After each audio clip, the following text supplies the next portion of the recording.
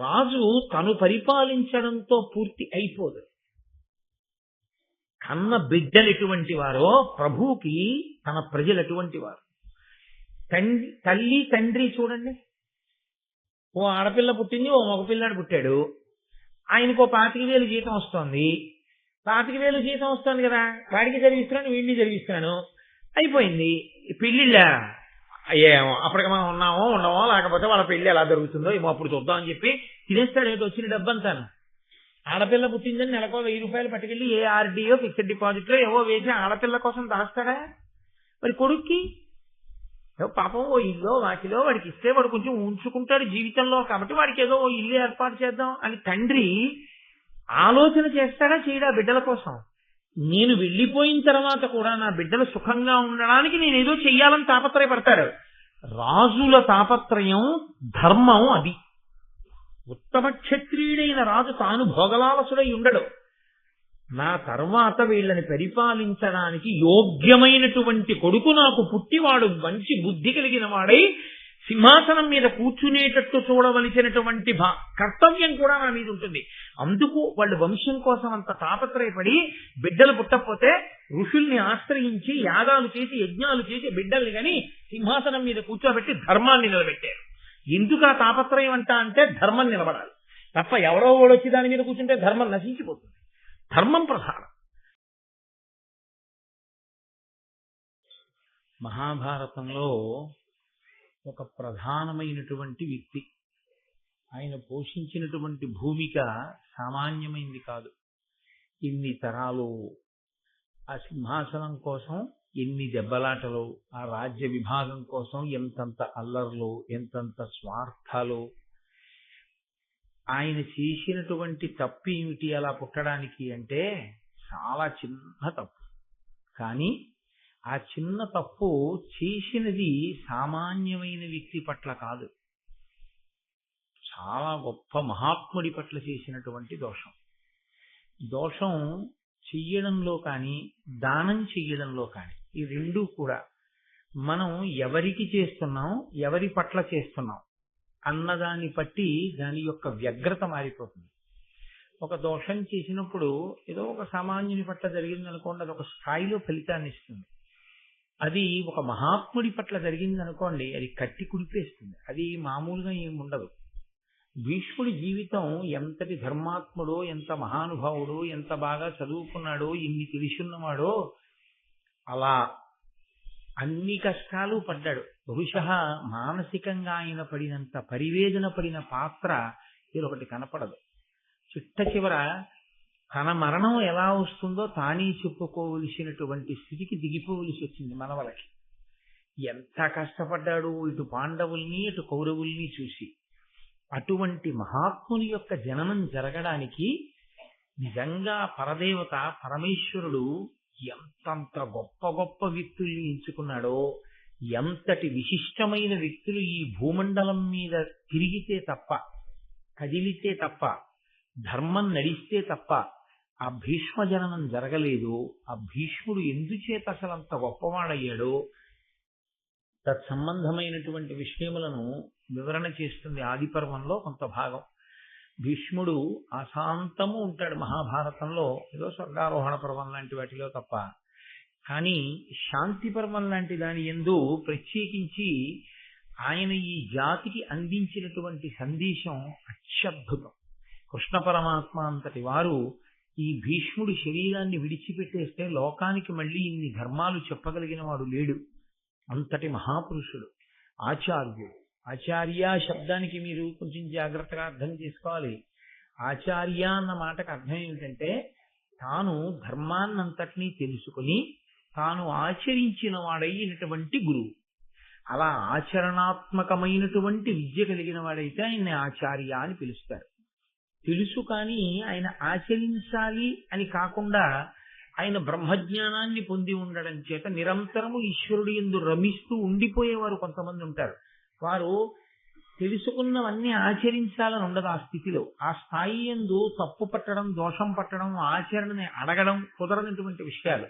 ఒక భగవాన్ రమణుల వంటి వారు అదిగో ఆ స్థితిని పొందిపోతే వారు గురువులై ఉంటారు. కానీ ఆచార్య శబ్దంతో పిలవడం కష్టం. ఆచార్య శబ్దం అన్వయమైనటువంటి మహాపురుషుల్లో ఒకడు భీష్ముడు. ఆయన ఎంత గొప్ప స్థితిని పొందినవాడంటే, ఆయన అత్యంత శ్రద్ధతో శంతన మహారాజు గారికి శ్రాద్ధం పెడుతుంటే ఆ కబళం కోసం భూమిలోంచి చీల్చుకుని శంతన మహారాజు గారి యొక్క చెయ్యి పైకొచ్చింది ఆ కబళం చేతిలో పెట్టమని. ఆయన అన్నాడు, వేదం శరీరం విడిచిపెట్టినటువంటి వాడు మళ్ళీ ప్రీతి చెంది చెయ్యి చాపిన, సూక్ష్మ శరీరంతో ఉన్నవాడు కనపడి చెయ్యి చాపిన అలా పెట్టకూడదు చేతిలో, ఒక్క దర్భల మీద మాత్రమే పెట్టాలి అని వేదం చెప్తోంది. కాబట్టి నాన్నగారు మీరు ప్రీతి చెందినా నేను మీ చేతిలో పెట్టడం కుదరదు, నేను దర్భల మీద పెడతాను, మీరు తీసుకోండి. వేదంలో చెప్పినటువంటి విషయాన్ని తాను తెలుసుకోవడం కాదు, తానంత గొప్పగా ఆచరించినటువంటి వాడు. పుస్తకగత విద్య అని ఒకటి ఉంటుంది. అలాగే ఆ పుస్తకంలో ఉన్నటువంటి విద్య హృదయగతము కావడము అన్నది ఒకటి ఉంటుంది. పుస్తకంలో విద్య చదివి చాలా బాగుందని విడిచిపెట్టేసింది పుస్తకంలోకే వెళ్ళిపోతుంది.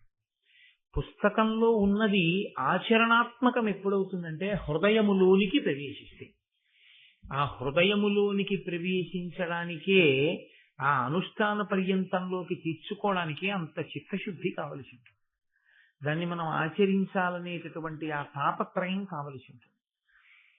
సరే, ప్రారంభం చేస్తూ నిన్న మనం భరతుడి గురించి చెప్పుకున్నాం. వంశకర్తలు అంటారు వాళ్ళందరినీ. వంశకర్త అంటే అందరూ వంశకర్తలు కాలేరు కూడా. ఎందుకంటే మీరు నన్ను మన్నించగలిగితే నేను మీతో ఒక విషయం ప్రస్తావన చేస్తాను. మీ ముత్తాత గారి నాన్నగారు ఎవరు అని అడిగారు అనుకోండి, చాలా మంది చెప్పలేరు. ముత్తాత గారి నాన్నగారు ఎవరు అనేది ముత్తాత గారి వరకు గుర్తుంటే చాలా గొప్ప విషయం. అసలు ముత్తాత గారి నాన్నగారు ఎవరు, ముత్తాత గారి తాతగారు ఎవరు అని అడిగారు అనుకోండి, అంత ఎవరికి ఏం తెలియవు. అలా తెలియదు, మర్చిపోతారనే గయ్యలో శ్రాద్ధం పెట్టేటప్పుడు కూడా ఈ పేరు గుర్తు లేని వాళ్ళందరికీ ఎన్నెమ్మ అని పేరు పెట్టి పెట్టేస్తుంటారు. కాబట్టి మనకి జ్ఞాపకంలో ఉండరు. జ్ఞాపకం చెయ్యవలసినంత గొప్ప స్థితిని కీర్తిగా కొంతమంది పొంది ఉండరు. సామాన్యంగా జీవితం వెళ్ళిపోతుంది. అంటే నా ఉద్దేశ్యం వాళ్ళని ఎంత మాత్రం చిన్నబుచ్చడం కాదు. వాళ్ళు మహానుభావులు, వాళ్ళు జన్మనివ్వబట్టే తాతగారు తండ్రి గారు నేను ఇలా వంశం పరిఢవిల్లుతోంది. కానీ వంశకర్త అన్న మాటకి పేరు ఏంటంటే, ఆ వంశం ఇక్ష్వాకు వంశం అయితే, నిన్ననే మీతో మనవి చేశాను, రఘువు పుట్టిన తర్వాత రఘువంశము అన్నారు. అంటే ఆ వంశం పేరే మారిపోయింది ఆయన పేరు మీదుగా.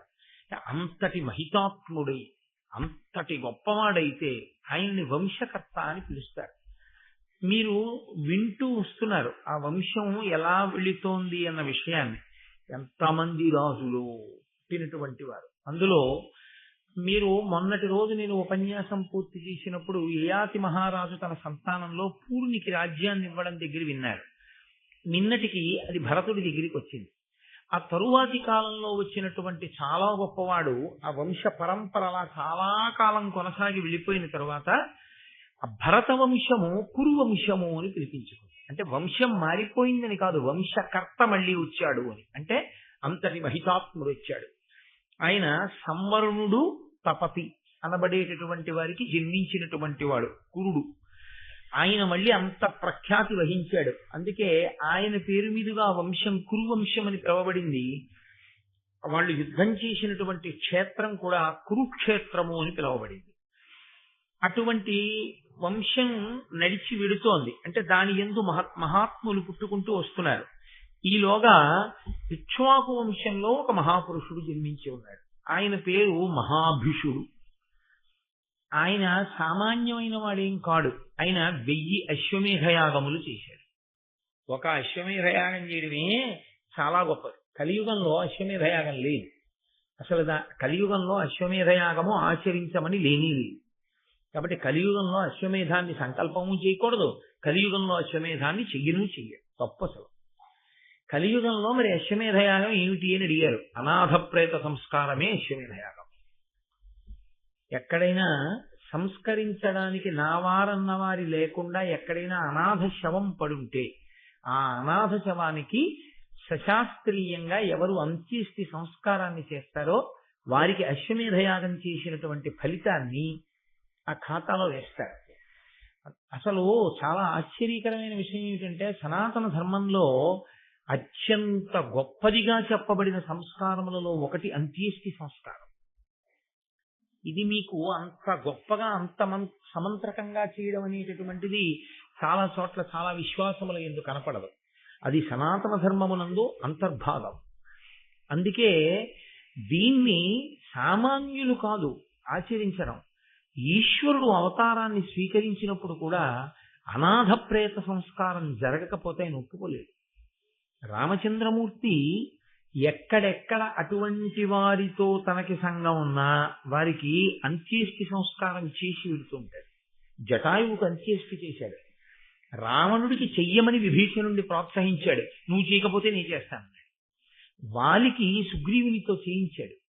ఆయన అనాథ ప్రేత సంస్కారం అనగా అసలు ప్రేత సంస్కారము జరగకుండా రామావతారం ఒప్పుకోలేదు. అలాగే కృష్ణావతారం. కృష్ణుడు దగ్గరుండి తిలోదకాలు ఇప్పించి మహానుభావుడు గోదానములవి చేయించాడు వెళ్ళిపోయినటువంటి పితృదేవతల పేరు మీద. వెంకటాచల క్షేత్రంలో ఇప్పటికీ గోగర్భము అని చెప్పి ఒక పెద్ద ఆనకట్ట, ఆ జలాశయం అది ఉంటుంది. అక్కడే క్షేత్రపాలక శిల కాదు, ఆ శిల అన్న మాట వాడటమే నాకు అసహ్యం. క్షేత్రపాలక శిల ఏమిటి? శిల అయితే కదిలిక ఉండదు, ఏమీ ఉండదు. మహాశివరాత్రి నాడు అభిషేకం ఎందుకు చేస్తున్నావు అక్కడికి వెళ్ళి?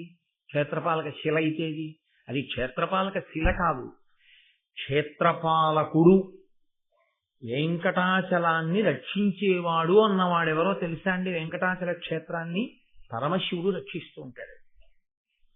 ఆయనే పెద్ద గోళాకారంలో ఆ గోగర్భంలో నీటిలో ఉంటాడు. ఒకసారి మనందరం వెళ్ళినప్పుడు కొంతమందికి నేను చూపించాను కూడా. అక్కడ కూర్చోబెట్టి విష్ణు సహస్రనామం చదువుకున్నాను కూడా.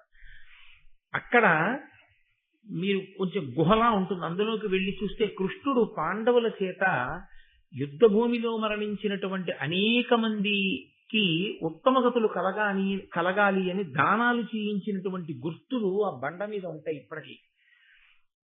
కాబట్టి అసలు అంత్యేష్టి సంస్కారము అనేటటువంటిది అంత గొప్ప వైభవాన్ని సంతరించుకుంది. అందున అశ్వమేధయాగము అనేటటువంటిది ఆ యుగాల్లో చేశారు. ఈ యుగాల్లో అశ్వమేధయాగ కల్పాన్ని వాడటం కుదరదు. గుర్రాన్ని ఎవరు విడిచిపెడతారు? ఆ గుర్రాన్ని కట్టేసిన వాడైతే నేను యుద్ధం చేస్తానని ఎలా అంటారు? అవన్నీ కుదరనప్పుడు ఇంకా అశ్వమేధయాగం ఏమిటి? కాబట్టి ఆ కల్పం కుదిరేది కాదు. అశ్వమేధయాగం చాలా గొప్ప ఫలితాన్ని ఇస్తుంది ఒక్క అశ్వమేధయాగం చేస్తే. ఇప్పుడు లేదు, లేకపోయినా మరి అశ్వమేధం చేసిన ఫలితం ఎలా ఇస్తారన్నారు? అనాథ ప్రేత సంస్కారం చేయగలిగితే అశ్వమేధయాగం చేశారన్న ఫలితాన్ని మీ ఖాతాలో వేసేస్తా ఉన్నారు. కాబట్టి మహానుభావుడు మహాభీషుడు 1000 అశ్వమేధయాగములు చేశాడు, 100 రాజసూయ యాగములు చేశాడు. అంటే సామాన్యుడైనటువంటి రాజు కాడు, అసాధారణ ప్రజ్ఞాశాలి, గొప్ప రాజర్షి, అంతటి ధర్మం తెలిసినవాడు. ఆయన విమానం ఎక్కి ఇంద్రసభకి బ్రహ్మసభకి వెళ్ళగలిగేవాడు. బ్రహ్మసభకి ఒక ప్రత్యేకత ఉంటుంది. ఒక కోణాన్ని ఇప్పుడు నేను స్పృశించను కానీ బ్రహ్మసభ అనబడేటప్పటికీ దానికి ఒక ప్రత్యేకమైనటువంటి గౌరవం. ఎందుకంటే ఆయన ఎప్పుడు 4 ముఖాలతో ఆయనే వేదం చెప్తూ ఉంటాడు. అది ఎలా ఉంటుంది అంటే గొప్ప అసలు పీఠాధిపతి మహాపండితుడు అన్నమాట వాడకూడదు. నేను మాట్లాడేది శంకర భగవత్పాదులు స్థాపించినటువంటి పీఠముల వంటి మహాపీఠముల గురించి నేను మాట్లాడుతున్నాను. శంకర భగవత్పాదులు స్థాపించినటువంటి పీఠములలో మళ్ళీ అత్యద్భుతమైనటువంటి పీఠంగా దక్షిణ భారతదేశంలో వన్యకెక్కిన పీఠములు శృంగగిరి, కంచి.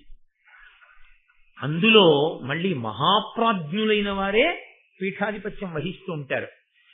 అంతటి పండితులన్న మాట కూడా వాళ్ళ విషయంలో అసలు సరిపోదు. కదిలి వెళ్ళేటటువంటి శారదాస్వరూపాలవి.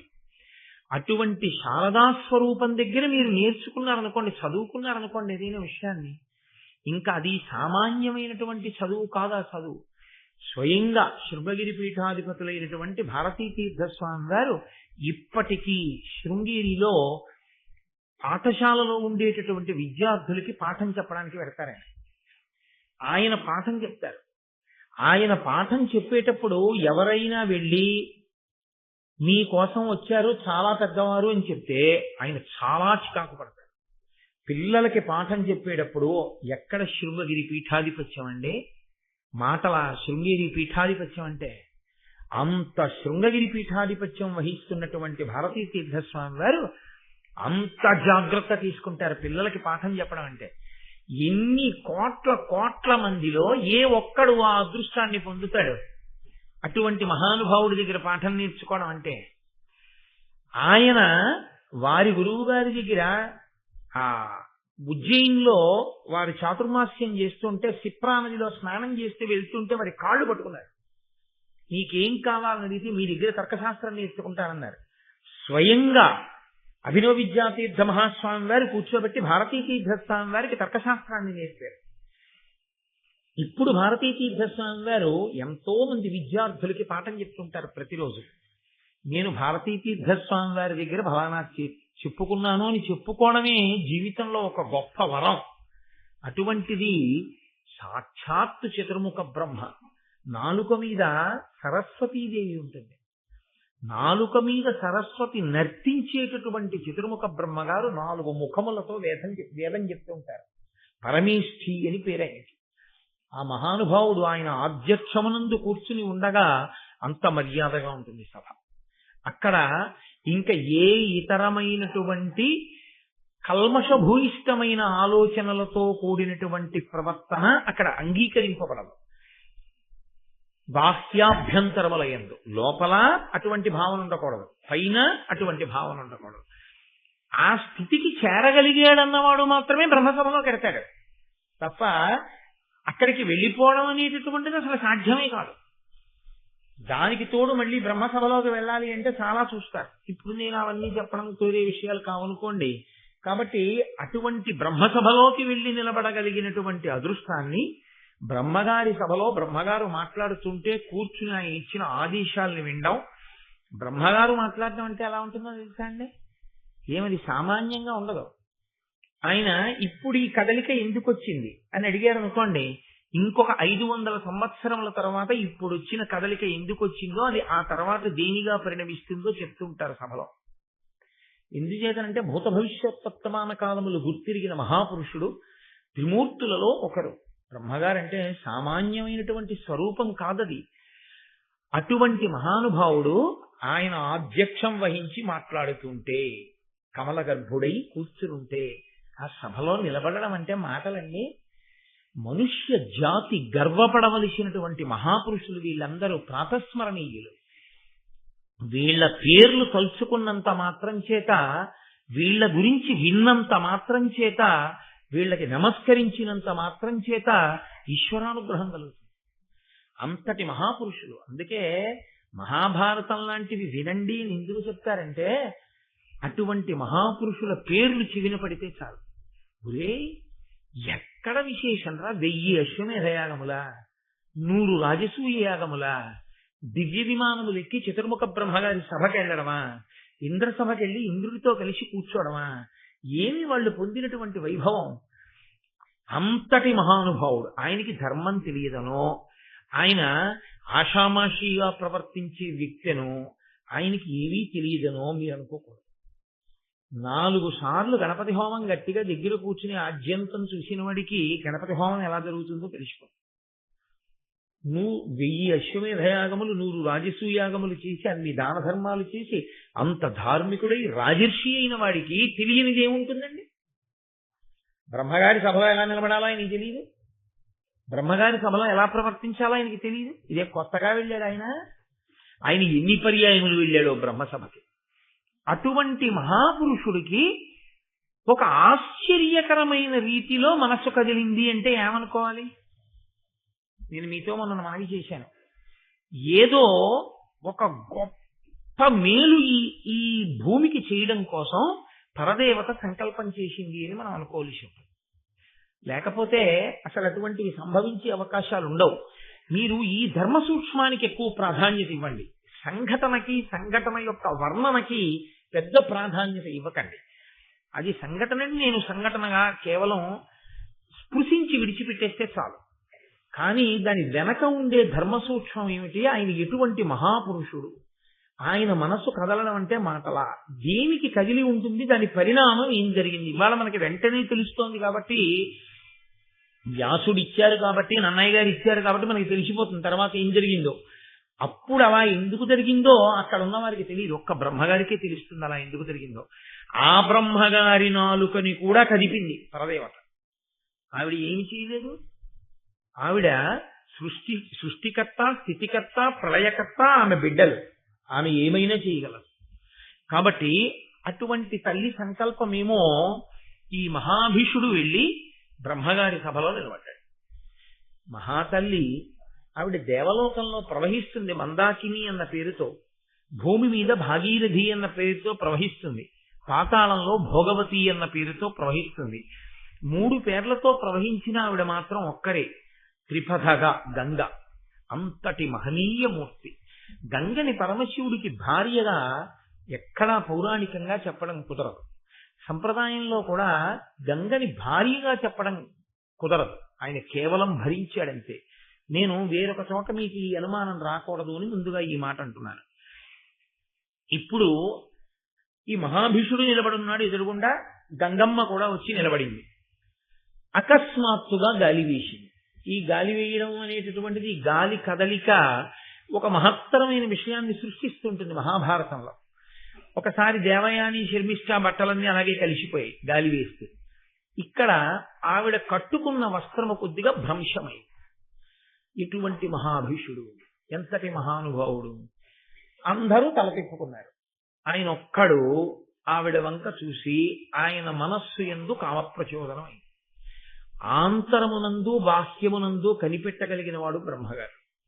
ఆయన చూసి అన్నారు, ఈ సభ యందు ఎలా ఉండకూడదో అలా ఉన్నావు, కాబట్టి నువ్వు మర్త్యలోకమునకు వెళ్ళిపో, నువ్వు భూమి మీదకి వెళ్ళి మనుష్యునిగా పుట్టు. ఏమంటే బ్రహ్మగారి నోటి వెంట రావాలంటే శిలవైపోదువుగాక అనవచ్చు. యుక్తాయుక్త విచక్షణ లేకుండా ప్రవర్తించావు కాబట్టి నీవు ఒక జంతువు అయిపోదువుగాక అనవచ్చు. నువ్వు బ్రహ్మరాక్షసుడు వగుదువుగాక అనొచ్చు. ఆయన అనలేదు. ఆయన నీవు మనుష్యలోకమునందు జన్మించదవుగాక అన్నారు.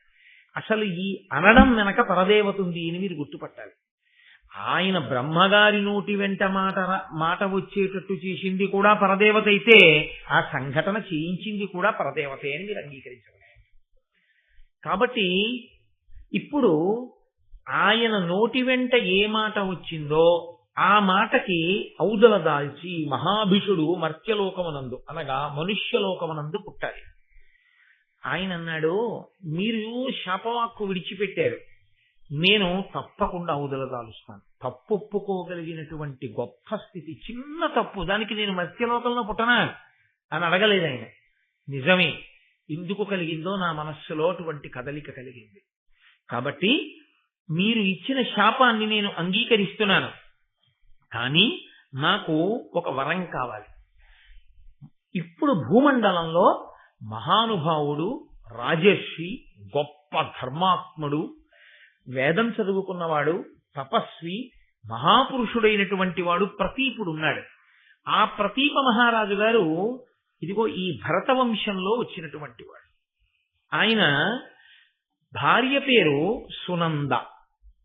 ఆ ప్రతీపునికి నేను కుమారుడిగా పుడతాను తప్ప మీరు చెప్పినట్లుగా మర్త్యలోకానికి వెళ్ళడానికి నాకు అభ్యంతరం లేదు. కానీ ఎవరి కడుపున పడితే వాళ్ళ కడుపున పుట్టమంటే మాత్రం నేను అంగీకరించాను. ఏమి ఈ మాట ఎందుకు అనాలి? ఏ ప్రతీపుడికి పుడితే మాత్రం మనుష్యుడు కాడే అంటే కాదు. సాధారణంగా లోకంలో ఉండే నియమం ఏమిటంటే తండ్రి కలిగిన పిన్ని దానమేలా అని లోకంలో ఒక సూక్తి. అనగా తండ్రి అనేటటువంటి వాడు బ్రతికి ఉంటే ఇంకా అంతకన్నా పిన్నిది అక్కర్లేదు. తండ్రి ఎప్పుడూ ఏం ఆలోచిస్తూ ఉంటాడో తెలుసా అండి? భార్య ఒంట్లో బాగులేదు, కొడుకు ఫోన్ చేశాడు, నాన్నగారనే అమ్మ ఎలా ఉందన్నాడు.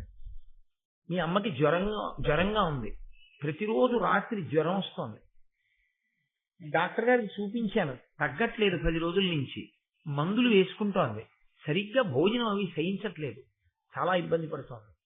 అని తండ్రి చెప్తాడా? చెప్పడు. ఎందుకు చెప్పడో తెలుసా అండి? నేను ఉన్నానుగా హాస్పిటల్కి తీసుకెళ్ళడానికి, నేను చూస్తానుగా నా భార్యని. ఇప్పుడు పాపం వాడికి ఎందుకు చెప్పడం? వాడికి చెప్తే వాడు సెలవు పెట్టుకు రాలేడు. 2 ఏ శనివారాలో కలిసి వస్తే వాడు రావాలి. ఇప్పుడు చెప్తే వాడు అక్కడ సరిగ్గా తింటాడో తినడో, ఏ బెంగ పెట్టుకుంటాడో, అమ్మ ఎలా ఉందో అనుకుంటాడో ఏమో. ఎందుకు వాడికి చెప్పడం? చక్కగా ఉందిరా మీ అమ్మ, నాన్నగారండి ఏదో అమ్మకు ఒకసారి ఫోన్ ఇవ్వండి అన్నాడు అనుకోండి. ఫోన్ ఇలా పట్టుకుని కాసేపు వాడితో సంతోషంగా మాట్లాడు, బెంగ పెట్టుకుంటాడు అని ఇస్తే, బాగున్నాను రా, ఆఫీస్కి వెళ్ళొచ్చాను, అది ఇది అని అమ్మ మాట్లాడేస్తుంది. వాడు అక్కడ సంతోషంగా తిరుగుతాడు. వాడికి ఎప్పుడు తెలుస్తుంది? వాడంతటా వాడు వస్తాడు కదా, ఎప్పుడప్పుడు ఏ శని ఆదివారాలు సెలవులు వచ్చాయని వస్తాడు. వచ్చినప్పుడు వాడికి తెలుస్తుంది. తెలిసిన తండ్రి ఏమంటాడంటే, ఏం పర్వాలేదురా, తగ్గిపోతుంది అన్నారు. మనిషి అన్నాక రాకుండా ఉంటాయిరా, వస్తాయి, దానికి నువ్వు పెద్ద బెంగ పెట్టుకోక అన్నా. అంత ఏమైనా ఉంటే నేను చెప్పనా నీకంటాడు. అందుకే తండ్రి కలిగిన పిన్నిధానమేలా. తండ్రి ఉంటే సుఖాలన్నీ ఉంటాయి. తండ్రి కొడుకు సుఖపడాలి, కొడుకు సుఖపడాలి, కొడుకు సుఖపడాలి, అదే ఆలోచిస్తాడు ఎప్పుడు. కొడుకు ఎలా పోయినా పర్వాలేదు, నేను సుఖపడాలని తండ్రి అనడం. కాబట్టి అటువంటి తండ్రి ఉంటే ఆ తండ్రి గురువు అవుతాడు. ఉపనయనం చేసినప్పుడు వేరు గురువు కాదు, మొదట తండ్రియే గురువు. ఎందుకంటే ఉపనయనం చేసినప్పుడు గాయత్రి మహామంత్రాన్ని ఉపదేశం చేసేది తండ్రి. ఆ తండ్రి ధర్మాత్ముడై, ఆ తండ్రి రాజర్షి అయి, ఆ తండ్రి తపస్వి అయితే పాడైపోకూడదా అండి పిల్లలు అంటే, నేను దాని గురించి మాట్లాడడం ధర్మం కాదు. ఇప్పుడు మనం మంచిని మాట్లాడుకోవాల్సి ఉంటుంది. ఆ తండ్రి యొక్క నడవడిని చూసి తాను కూడా అలా ప్రవర్తించడానికి అవకాశం ఉంటుంది. స్వతహాగా గురువైనటువంటి తండ్రి అందుబాటులో ఉన్న కారణం చేత ఎప్పుడూ తండ్రి దగ్గర నేర్చుకోవచ్చు. తండ్రి కూడా కొడుకు వృద్ధిలోకి రావాలనే తాపత్రయం ఉండాలి, కానీ తన విద్యని ధారపోహేస్తాడు. సరికదా? తండ్రి విషయంలో ఉండే లక్షణం ఏమిటో తెలుసా అండి? చిట్ట చివరక ఆ కొడుకు చేతిలో ఓడిపోవడాన్ని గొప్ప సత్కారంగా భావిస్తాడు. తనకన్నా తన కొడుకు బాగా చెప్పాడు అనుకోండి, ఎంత సంతోషపడిపోతాడు. కాబట్టి పుత్రాది చేత్ పరాజయం, కొడుకు చేతిలో ఓడిపోవడం కూడా అంత సంతోషంగా ఉంటుంది. కనుక నేను ప్రతీప మహారాజు గారికి కొడుకుగా పుడతాను, నాకు ఈ అవకాశం ఇప్పించమన్నాడు. సంకల్పం ఏ తల్లి చేసిందో ఆ తల్లే బ్రహ్మగారి ద్వారా అనుగ్రహించవలసి ఉంటుంది. కాబట్టి వెంటనే బ్రహ్మగారికి కోపం తగ్గిపోయింది. ఆయన అన్నారు, తప్పకుండా నీవు ప్రతీపునకు కుమారుడిగా జన్మించదవుగాక. ఇప్పుడు ఈ మహాభిషుడు ఇక్ష్వాకు చంద్రవంశంలో ప్రతీప మహారాజు గారి యొక్క కుమారుడిగా పుట్టాలి అని సంకల్పం చేసుకుని బ్రహ్మసభలోంచి బయటికి వెళ్ళిపోయాడు. ఇంకా ఆయన గంగమ్మ వంక చూడలేదు. మహాభారతంలో గంగమ్మకి బ్రహ్మగారు శాపం ఇచ్చినట్లు లేదు. ఎందుకు ఇవ్వలేదు అంటే, ఆవిడ దోషం ఏముందని ఇవ్వాలి? ఆవిడేమీ లేకి ప్రవర్తన చేయలేదు, గాలి వేసింది, ఆవిడ వస్త్రం భ్రంశమైనంతవరకు. కానీ తన వైపు అలా చూసి అంత శాపానికి గురి భూమండలం మీద రాజుగా పుట్టడానికి అంగీకరించి వెళ్ళిపోతున్నటువంటి మహాభిషుని యందు గంగకి అనురాగం అవుతుంది. ఆవిడ కూడా వెనకాల వెళ్ళి, ఈయన భూమి మీద పుడుతున్నాడు కాబట్టి నేను కూడా ఇప్పుడు భూమి మీద నా అంశతో కనపడతాను, సాకారముగా నేను కనపడతాను. పాపం వెర్రివాడు నన్ను చూసి కదా ఇంత శాపానికి గురి అయ్యాడు. నన్ను ఏ దృష్టితో చూశాడో ఆ దృష్టితో చూడడం ధర్మమైపోయేటట్టుగా భార్యనవుతాడు. ఎంత ఆవిడ ఇంకొకలా కాదా ఉద్దేశం. అప్పుడు మహాభిషుడు ఏ రూపంతో ఏ పేరుతో భూమండలం మీదకి వస్తాడో ఆ రూపానికి ఆ వ్యక్తికి గంగమ్మ భార్య అయితే, అప్పుడు ఆ మహాభిషుడు ఏ పేరుతో పుట్టాడో ఆ పేరుతో గంగని భార్యగా స్వీకరించిన తరువాత ఆ దృష్టితో చూడడానికి, కామదృష్టితో చూడడానికి అభ్యంతరం రాదు. ఎందుకంటే కామము ధర్మంతో ముడిపడుతుంది. అయ్యో ఇంత దెబ్బతిన్నాడు కాబట్టి నేను కూడా అలా పెడతాను అంటే, ఆడ మనసుగా, తల్లి మనసుగా, విశాల హృదయంగా గంగ ఆలోచించి ఆవిడ కూడా ఒక నిర్ణయం చేసుకుని వెడుతోంది. ఈ వెడుతున్న సమయంలో అష్టవసువులు ఆవిడికి కనబడ్డారు. అష్టవసువులు పవిత్రాత్ములు, మహానుభావులు వాళ్ళు. ఆ అష్టవసువులు ఆవిడికి కనపడి ఆవిడితో ఒక విషయం చెప్పారమ్మా, మాకు ఒక శాపం కలిగింది, ఆ విషయాన్నంతటినీ మీకు చెప్తాం అంటే మళ్ళీ ఇంకొక చోట చెప్పవలసి వస్తుంది కాబట్టి ఇక్కడ అంత మటుకు మాత్రమే. నాకు ఒక శాపం ఉంది కాబట్టి మేము 8 కూడా ఇప్పుడు భూమండలం మీద పుట్టాలి. తల్లి, ఆ పుట్టేదేదో వాళ్ళ కడుపున వీళ్ళ కడుపున పుట్టకుండా నీ కడుపున పుడతాం. అమ్మ అంగీకరిస్తావా, మమ్మల్ని కొడుకులుగా కంటావా అన్నాడు. ఈవిడెందు ఏ కోరికతో వెళుతోంది? మహాభిషుడు ఎవరిగా పుడితే ఆయనకి భార్యగా అవడానికి వెళుతోంది. భార్యగా అవడంతో ఏ ఆడదాని జీవితమైనా పరిపూర్ణత పొందినట్ట? అలా ఏ ఆడది భావన చేయదు. అమ్మా అని పిలిపించుకుంటేనే దానికి సార్థకత, పరిపూర్ణత. ఒక్క భార్యాస్థానంలో కూర్చోవడం వల్ల పరిపూర్ణత రాదు కదా. అందుకని ఎలాగో నేను అమ్మా అనిపించుకున్న నాడే సార్థకత కాబట్టి, మనుష్యుడికి భార్యనైన మనుష్యకాంతగా ఉంటాను కాబట్టి అప్పుడు అమ్మా అనిపించుకోవాలి. ఈ పిల్లల్ని నాకు కొడుకుల్ని చేసుకుంటే తప్పేమిటి? వసువుల్ని మంచిదేగా, మంచి కొడుకులు పుడతారు. తప్పకుండా ఆవిడ అభయం ఇచ్చేసింది. అభయం ఇచ్చేయగానే వాళ్ళు అన్నారు, అమ్మ పుట్టగానే తీసుకెళ్లి మమ్మల్ని గంగలో పడేయండి. ఆవిడ హడిలిపోయింది. ఇంతటి మహాత్ములు నాకు అడుగున పుడతారా? నేను పుట్టిన వాళ్ళందరినీ బతికెళ్ళి గంగలో పారైనా ఎందుకు అలా పారేయడం అని అడిగింది. మాకు వశిష్ఠ మహర్షి శాపం అమ్మ, భూమి మీద పుట్టాలి, పుట్టి ఉండమని లేదు, పుట్టమని ఉంది. కాబట్టి పుట్టి మాకు మత్స్యలోకంలో ఉండాలని లేదు, పుట్టగానే తీసుకెళ్లి మళ్ళీ గంగలో పడాయి. మేము మరణించి అంటే ఆ శరీరాన్ని వదిలేసి మళ్ళీ వసువులుగా వెళ్ళిపోతాం. అంటే ఆవిడండి, అమ్మా అని పిలిపించుకోవడం కేవలం మాతృత్వ సిద్ధి చేత కుదరదు. బిడ్డల్ని ప్రసవిస్తే కుదరదు. ఆ బిడ్డడు బ్రతికుండి అమ్మా అని పిలిస్తే కదూ ఆ పిలుపు యొక్క అమృతాన్ని నేను ఆస్వాదించడం. అలా పిలవడానికి ఒక్కడైనా ఉండద్దా మీలో? ఆ ఒక్కడు 3 రోజులు ఉంటాను, వారం రోజులు ఉంటాను, 3 ఏళ్ళు ఉంటాను, 5 ఏళ్ళు ఉంటానంటే ఏ తల్లి అంగీకరిస్తుందా? అలాగా ఏ తల్లి అయినా ఏం కోరుకుంటుంది? పరిపూర్ణాయుర్దాయంతో తన కొడుకు ఉండాలని కోరుకుంటుంది. కాబట్టి దీర్ఘాయుష్మంతుడై మీలో ఒక్కడు ఉండడా అని అడిగింది ఆవిడ. అడిగితే వాళ్ళన్నారు, మాయందొక్కొక్కళ్ళ తురీయాంశము దాల్చి శుభచరిత్రుండై దీర్ఘాయుష్యుండష్టమవసు భుజుడుండు నీకు ఆత్మోద్భవుడై. అమ్మా మేము 8 వసువులం కదా, 7 వసువులం మాలో ఉండేటటువంటి 4వ వంతు తేజస్సుని ఒక వసువు అయినటువంటి ప్రభాసుడు అని ఆయన యందు ప్రవేశపెడతాం. ప్రభాసుడు తన తేజస్సుతో మా 7 యొక్క తేజస్సులోని ఒక్కొక్క అంశతో కలిపి ఇంత తేజోమూర్తి అయి అపారమైన భుజపరాక్రమము కలిగినటువంటి వాడై దీర్ఘాయుష్మంతుడై నీ కడుపు పండి నువ్వు పొంగిపోయేటట్టుగా ఇటువంటి మహాపురుషుణ్ణి కన్నామన్న పేరు నీకు చిరస్థాయిగా ఉండిపోయేటట్టుగా నీ కడుపున అలా దీర్ఘాయుష్మంతుడవుతాడమ్మా. నీకు చాలా చాలు. నాకటువంటి కొడుకు కావాలి, మీ కోరిక నేను తీరుస్తాను, 7 పుట్టగానే గంగలో పడేస్తాను. ఇది ఎవరి వరకు తెలుసు? ఒక్క గంగకి తెలుసు, వసువులకి తెలుసు. పుడదామని వెడుతున్నటువంటి మహాభిషుడికి తెలుసా? తెలియదు. గంగ వస్తోంది పోని అన్న విషయం తెలుసా? తెలియదు. మీరు ఇక్కడే ధర్మ సూక్ష్మాన్ని జాగ్రత్తగా పట్టుకోవాలి. పైగా ఇప్పుడు తాను వెళ్ళి మహాభిషుడు ఎవరిగా పుడతాడో ఆయనకి భార్య అయిందనుకోండి, తన కొడుక్కి రాజ్యం వస్తుందని నమ్మకం ఏమిటి? తాను మహారాణి అవుతుందని నమ్మకం ఏమిటి? పైగా మీతో నేను నిన్ననే మనవి చేశాను, మహారాజ్ఞిగా కూర్చునేటటువంటి వ్యక్తి యొక్క కులగోత్రములు ఆమె చరిత్ర ప్రజలకి తెలియాలి. ఎవరిని పడితే వాళ్ళని పట్టాభిషేకం చేస్తాను అని ప్రభు నిర్ణయం తీసుకున్నా ప్రజలు సహేతుక కారణం చూపించి తిరస్కరిస్తే ప్రభువుకు అధికారం ఉండదు, పట్టం కట్టడానికి వీల్లేదు. మీకు నేను ఎక్కడి వరకు ఎందుకు ఇక్కడే ఒక ధర్మ సూక్ష్మం చూపిస్తాను. ప్రతీప మహారాజు గారికి సునంద యందు పెద్ద కొడుకున్నాడు. ఈ పిల్లవాడు పుట్టక ముందే ఆయన దేవాపి అని పేరు. తర్వాత ఈ మహాభిషుడు శంతన మహారాజుగా పుట్టాడు వెళ్ళి. 3వ పిల్లవాడు ఇంకొకడు ఉన్నాడు, వాడి పేరు బాహ్లికుడు. ఇందులో ఈ ప్రతీప మహారాజు గారికి ముందు పుట్టినటువంటి పెద్ద కొడుక్కి కదండి రాజ్యం ఇవ్వాలి, శంతనుడికి ఇవ్వకూడదుగా. మహాభిషుడు శంతనుడిగా 2వ కొడుకుగా కదా వెళ్ళాడు.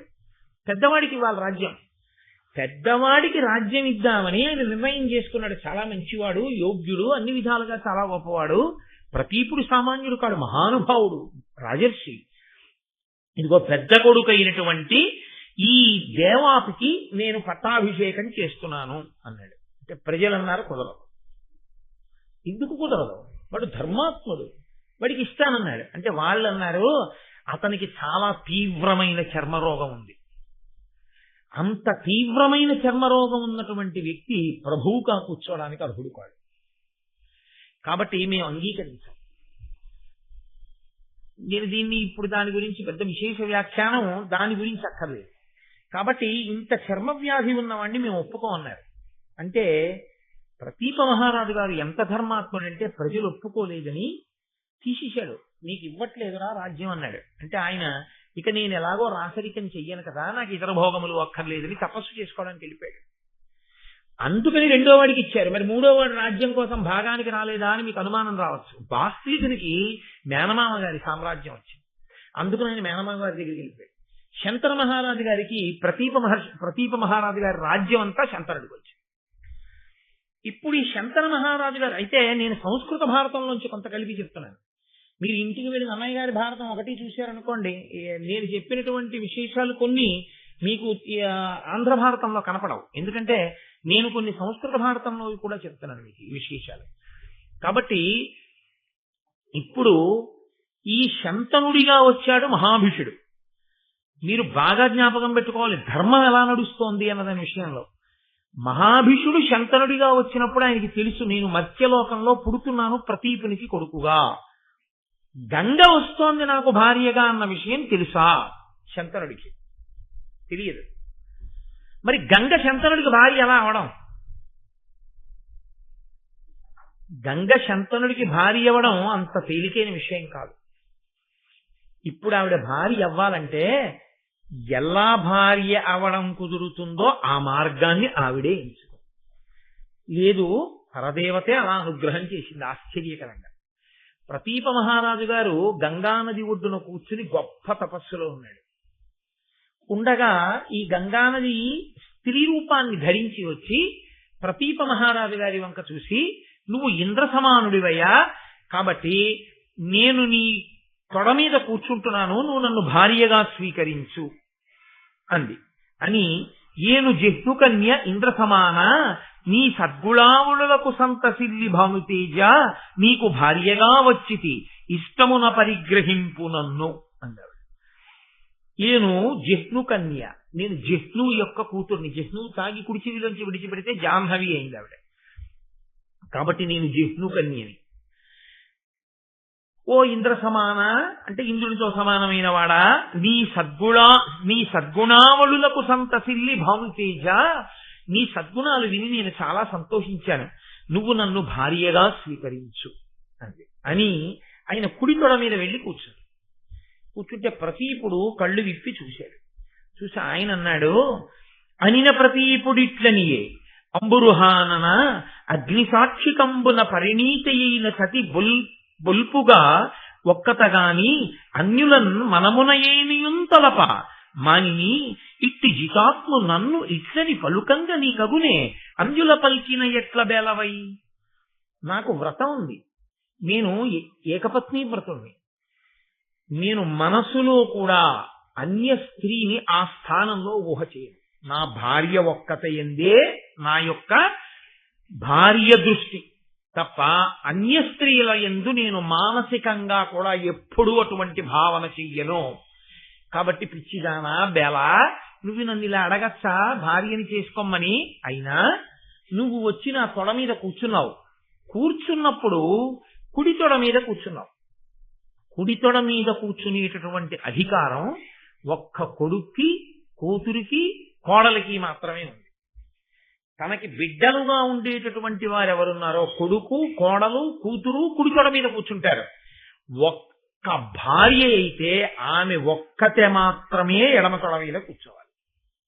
వామాంకస్థిత జానకీ పరిలసత్తోదండ దండం కరే చక్రం చోర్ధ్వకరేడ బాహుయుగళే శంఖం శరం దక్షిణి అని కదా భద్రాచల రామచంద్రమూర్తి గురించి శంకర భగవత్పాదుల శ్లోకం. వామాంకస్థిత జానకీ పరిలసత్త, ఎడమ తొడ మీద కూర్చుంది అమ్మవారు. అది భార్యాస్థానం, శాస్త్రం అంగీకరిస్తోంది. ఎడం పక్కన ఉన్న భాగం భార్యాస్థానము అని. కాబట్టి నీవు ఎడమ తొడ మీద కూర్చోన్నావు, కూర్చుంటే నాకు భార్య స్థానాన్ని అడిగిన దాని అవుదు.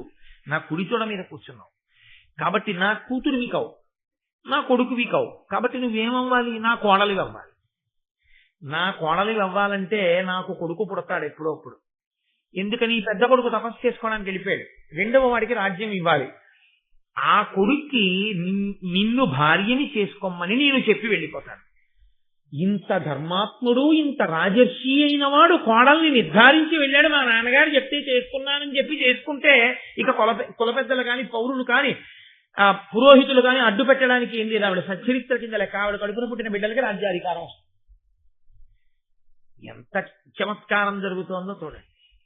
కాబట్టి ఇప్పుడు ప్రతీపుడు ఆమెకి మాట ఇచ్చాడు, గంగ వెళ్ళిపోయింది. మళ్ళీ జలస్వరూపాన్ని పొందేసి కొంతకాలం అయిపోయింది.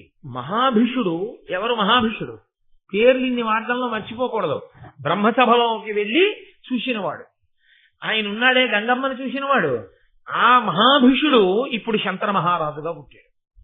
ఈ శంతన మహారాజు మళ్ళీ చాలా ధర్మాత్ముడు.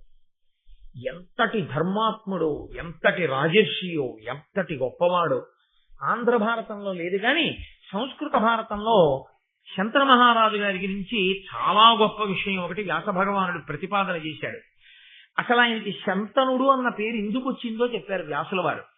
యం యం కరాభ్యాం స్పృశతి జీర్ణం ససుఖమశ్నుతే పునర్ యువాచ భవతి తస్మాత్తం శంతనం విదుహు.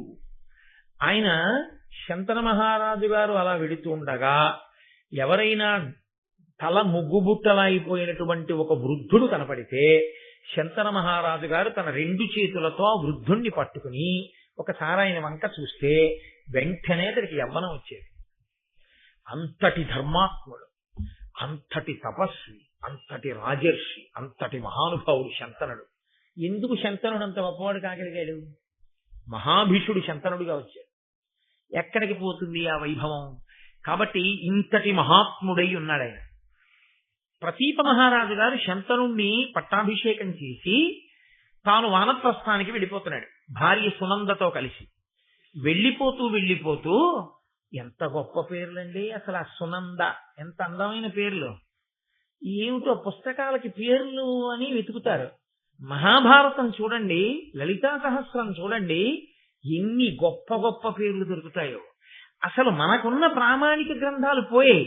ఏ పేరు పెట్టుకుంటే అందమైన పేరో, ఏ పేరు పెట్టుకుంటే మనకు అభ్యున్నతి కలుగుతుందో ఆ పేర్లన్నీ వదిలేశాం. అక్కర్లేని పేర్లు ఏవో కొన్ని అక్షరాలు కలిపి దానికి అర్థం ఉందో లేదో కూడా తెలియదు. నన్ను ఈ మధ్య ఎవరో ఒక ఆయన అడిగారు కూడా, అసలు దీనికి అర్థం ఏమైనా ఉందండి? ఏమీ అర్థం లేదు బాబు, తప్పు కూడా అలా పెట్టుకోవడం అని చెప్పాను. అందుకని అలాంటి పేరు ఒకటి చూపెట్టుకుంటారు. కాబట్టి సునంద ఆ ప్రతీపుని యొక్క భార్య పేరు. ఆయన సునందాదేవితో కలిసి వానప్రస్థానికి వెళ్ళిపోయాడు. వెళ్ళిపోతూ కొడుకుతో చెప్పాడు, ఒకానొకప్పుడు నేను గంగ ఒడ్డును తపస్సు చేసుకుంటూ ఉండగా ఒక స్త్రీ వచ్చి నా కుడితొడ మీద కూర్చుంటే నేను ఆమెకి వరం ఇచ్చాను, నా కొడుకు నిన్ను వివాహం ఆడతాడు. నీకు మళ్ళీ ఏదో ఒక రోజున గంగానది ఒడ్డున ఆ స్త్రీ కనపడుతుంది. కనపడినప్పుడు నేను వరమిచ్చానని గుర్తేమిటో తెలుసా? నీ మనసు ఆమె యందు మగ్నమవుతుంది. గంగ కదిలి రావడానికి కావలసినటువంటి కారణం ప్రతీపుని ద్వారా తీరేటట్టు కదలికి వచ్చింది. ఇప్పుడు ప్రతీపుని నోటి వెంట వచ్చింది ఆ మాట. నీకు ఏనాడు అలా నీకు పరిచయం లేనటువంటి ఒక స్త్రీని చూసినంత మాత్రం చేత నీ మనసు లగ్నమవుతుందో ఆనాడు నువ్వు జ్ఞాపకం తెచ్చుకో, నేను మాట ఇచ్చింది ఆమెకే, లేకపోతే శంతనుడి యొక్క మనసులో లగ్నం అవదని గుర్తు. ఆమెని నువ్వు కులగోత్రములు అడగవలసిన అవసరం లేదు, మా తండ్రి ఆజ్ఞ అని నువ్వు వివాహం చేసుకో అని చెప్పాడు. పితృాజ్ఞ తప్పకుండా నాన్నగారు మీరు ఆజ్ఞాపించినట్లే జరుగుతుంది అన్నాడు. ప్రతీప మహారాజు గారు వానప్రస్థానికి వెళ్ళిపోయాడు. శంతన మహారాజు గారు మహానుభావుడు రాజ్యం చేస్తున్నాడు, ఆయనకి వివాహం కాలేదు. చాలా కాలం అయిన తర్వాత ఒక రోజున గంగా నది ఒడ్డున వేట కోసమని వెడుతూ విహారం చేస్తున్నాడు. గంగా స్త్రీ రూపం ధరించి కనపడింది. వెంటనే ఆయన మనసు ఆమె యందు అనురక్తమైంది. నాన్నగారు ఏమీ అడగకూడదన్నారు, నా మనసు ఇవాళ ఈమె యందు లగ్నమైంది ఆయన ఊరుకున్నాడు. ఆమె కూడా గ్రహించింది, ఓ ఈయన మనసు నా యందు లగ్నమైంది అని. ఆయన ఎప్పుడూ అలాంటి చూపు చూసేవాడు కాడు, చూశాడు కాబట్టి ఆమె కనిపెట్టగలిగింది. కనిపెట్టి ఆవిడంది వచ్చి, నీవు నన్ను భార్యని చేసుకోవాలి అని కోరుకుంటున్నావు, నేను నీ భార్యనవుతాను, కానీ ఒక్క షరతు. ఎందుకు ఈ మాట అనాలి అంటే, గంగ వసువులకి మాట ఇచ్చింది, పుట్టిన పిల్లల్ని తీసుకొచ్చి గంగలో పడేస్తాను. ఇప్పుడు తనకి స్వేచ్ఛ ఉండాలి పిల్లల్ని అలా పడేయడానికి. లేదనుకోండి, భర్త అనుమతి లేకుండా పిల్లల్ని తీసుకెళ్లి అలా నీటిలో పారేస్తే ఎలా కుదురుతుంది? తప్పు అవుతుంది. కాబట్టి ఆనంది శంతనుడితోటి, భూనాథ నీకు భార్యంగా నన్ను పరిగ్రహింపగడుకొని ఇష్టంబేని సమయంబు సేయము, మానుగా నాకిష్టమైన మార్గము ప్రీతిన్. నీవు నన్ను భార్యగా స్వీకరించాలి అనుకుంటే నువ్వు నాకొక ప్రమాణం చెయ్యి. నేను నీకు భార్యని అయిన తరువాత నేను ఏది చేస్తున్నా నువ్వు ఇది చెయ్యవద్దని అనరాదు. నీవు నన్ను ఎప్పుడూ ఏ విషయంలోనూ ఇలా ఉండకూడదని నిర్బంధించరాదు. అలా అయితే నిన్ను వివాహం చేసుకుంటాను. తండ్రి గారంతటి వాడు ఆజ్ఞ ఇచ్చాడు, శుభమే జరుగుతుంది కాబట్టి. లేకపోతే తండ్రి గారు ఎందుకు చెప్తాడు? కాబట్టి తప్పకుండా అలాగే నీ మాట నేనెన్నడూ కాదనను. మహానుభావుడు శంతనుడు ఏమనుకుంటాడండి? ఏదో ఆ జరత్కారువు చూడండి, నువ్వు ఏమైనా సరిగ్గా నా ఎందుకు గౌరవం తక్కువ చేసి ఉంటే వెంటనే నిన్ను మీ అన్న ఇంటికి పంపించి నేను తపస్సు పెడతానన్నాడు జరత్కారుడు. ఆవిడ అనుకుందా, సూర్యాస్తమయం అవుతోందని నిద్ర లేపితే నేను లేవకుండా సూర్యుడు వెళ్తాడా? ఎలా పెడతాడు? నన్ను ఎందుకు లేదా? అగౌరవం కదా, సూర్యుడికి ఉన్న వాటి గౌరవం నీకు లేదా అని ఆయన వెళ్ళిపోతాడు అనుకుంది ఆవిడ. అలా ఇక్కడ కూడా ఏమైందంటే, ఆ మహా అడిగితే ఏమడుగుతుంది? మహారాజుని ఎందుకు వద్దని ఎందుకంటాను, ఏ పాట అడుగుతుందిలే అని అలాగే అన్నాడు. వివాహం అయిపోయి ఇద్దరూ సంతోషంగా ఉన్నారు. పండంటి కొడుకు పుట్టాడు. రాజుకి అసలు వంశం వంశం వంశం కలవరించిపోతారు. ఎందుకంటే మీరు ఒక విషయాన్ని బాగా జ్ఞాపకం పెట్టుకోవాలి, రాజు తను పరిపాలించడంతో పూర్తి అయిపోదు. కన్న బిడ్డలు ఎటువంటి వారో ప్రభువుకి తన ప్రజలు ఎటువంటి వారు. తల్లి తండ్రి చూడండి, ఓ ఆడపిల్ల పుట్టింది, ఓ మగపిల్లాడు పుట్టాడు. ఆయనకు 25,000 జీతం వస్తుంది. 25,000 జీతం వస్తుంది కదా, వాడికి జరిగిస్తున్నాను, వీడిని జరిగిస్తున్నాను, అయిపోయింది. పెళ్లిళ్ళ ఏమో అప్పటికి మనం ఉన్నామో ఉండమో, లేకపోతే వాళ్ళ పెళ్లి ఎలా జరుగుతుందో ఏమో అప్పుడు చూద్దామని చెప్పి తినేస్తాడు ఏదో వచ్చిన డబ్బంతాను. ఆడపిల్ల పుట్టిందని నెలకు 1000 రూపాయలు పట్టుకెళ్ళి ఏ ఆర్డీఓ ఫిక్స్డ్ డిపాజిట్ లో ఏవో వేసి ఆడపిల్ల కోసం దాస్తాడా? మరి కొడుక్కి పాపం ఓ ఇల్లు వాకిలో వాడికి ఇస్తే వాడు కొంచెం ఉంచుకుంటాడు జీవితంలో, కాబట్టి వాడికి ఏదో ఓ ఇల్లు ఏర్పాటు చేద్దాం అని తండ్రి ఆలోచన చేస్తాడా చేయడా బిడ్డల కోసం? నేను వెళ్ళిపోయిన తర్వాత కూడా నా బిడ్డలు సుఖంగా ఉండడానికి నేను ఏదో చెయ్యాలని తాపత్రయపడతాడు. రాజుల తాపత్రయం ధర్మం అది. ఉత్తమ క్షత్రియుడైన రాజు తాను భోగలాలసుడై ఉండడు. నా తర్వాత వీళ్ళని పరిపాలించడానికి యోగ్యమైనటువంటి కొడుకు నాకు పుట్టివాడు మంచి బుద్ధి కలిగిన వాడై సింహాసనం మీద కూర్చునేటట్టు చూడవలసినటువంటి కర్తవ్యం కూడా నా మీద ఉంటుంది. అందుకు వాళ్ళు వంశం కోసం అంత తాపత్రయపడి బిడ్డలు పుట్టకపోతే ఋషుల్ని ఆశ్రయించి యాగాలు చేసి యజ్ఞాలు చేసి బిడ్డల్ని గాని సింహాసనం మీద కూర్చోబెట్టి ధర్మాన్ని నిలబెట్టారు.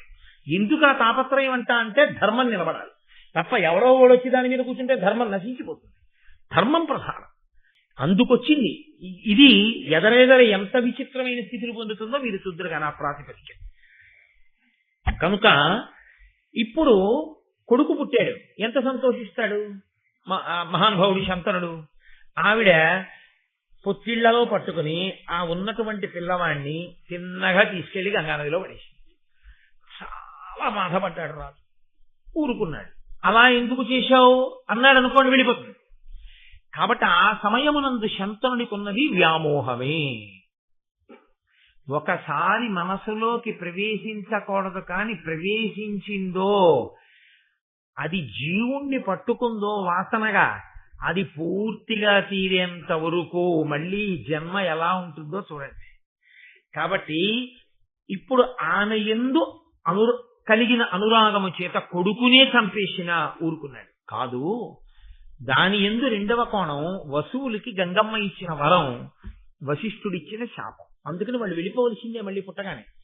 అందుకని 7 పర్యాయములు గర్భం ధరించింది, 7 మాటలు పిల్లల్ని తీసుకెళ్లి గంగలో పడేసి ఊరుకున్నాడు. ప్రభువు ఏమీ అనలేకపోయాడు.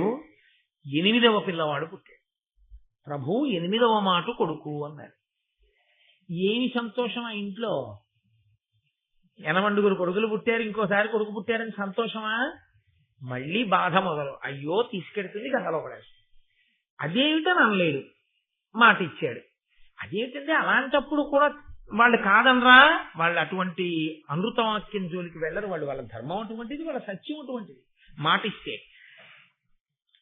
కాబట్టి వరుణుడాదిగా గల వసువులు తోట్టోడ పుట్టుచునున్న ఆ పొలతి వారి నల్లన పుట్టిన అప్పుడు కొనిపోయి నిర్దయై గంగ నీరిలోన వైచిన ఇరిగి అవ్వసుమతీనాథుండు తనయులని తేల దైలులేక గంగలో వైచెదు కడు అధర్మం బేల చేసెదు నా జోడు చెలువతన్ను బాసిపోవునలియు పలుకక ఎప్పటి ఎట్ల నిమ్మినుండు అంత పుట్టె తనయుడష్టముండు తల్లిదండ్రులకతి ప్రీతియును ముదంబు పెరుగుచుండా.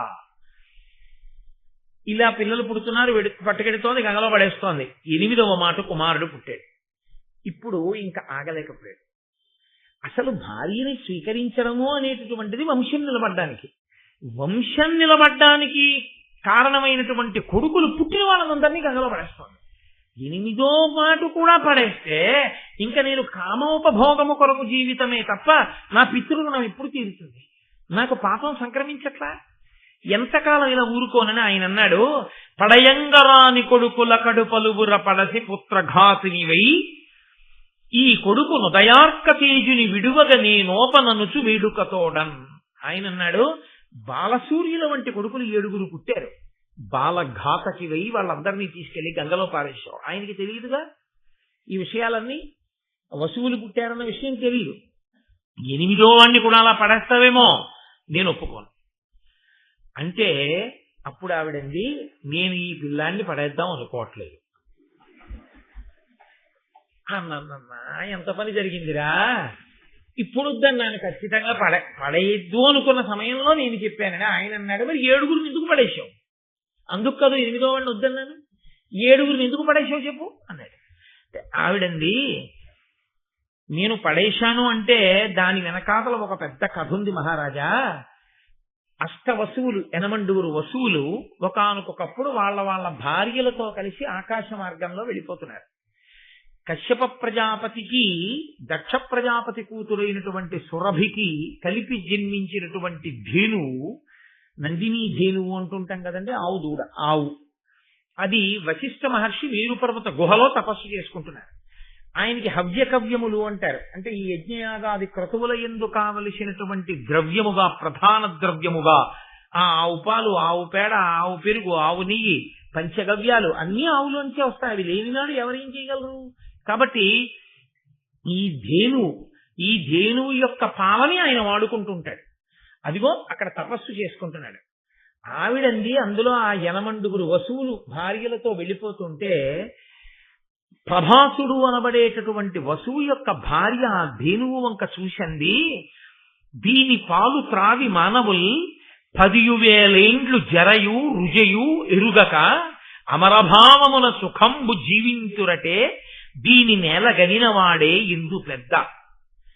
ఇదిగో ఈ ఆవుందే, ఈ ధేనువు, ఆ వశిష్ఠ మహర్షి యొక్క ధేనువు, దీని పాలు ఎవరైనా తాగారో 10,000 సంవత్సరములు వృద్ధాప్యం రాదు, రోగం రాదు, యవ్వనంతో సంతోషంగా ఉంటారు.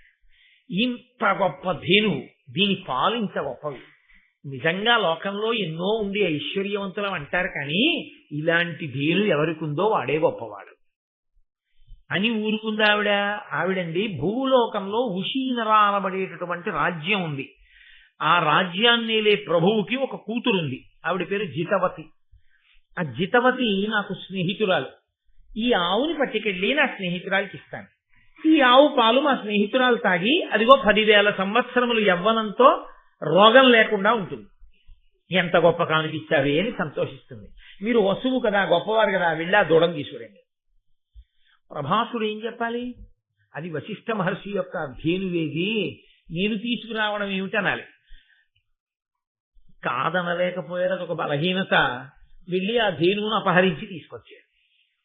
తీసుకుని వచ్చి ఇంకా పట్టుకెళ్లి ఉశీనర రాజ్యానికి వెళ్ళి ఆవిడికి ఇవ్వనే లేదు. ఎవరికిద్దామనుకున్నాడో ఆ జితవతికి. ఈలోగానే వశిష్ఠ మహర్షి తిరిగి వచ్చారు.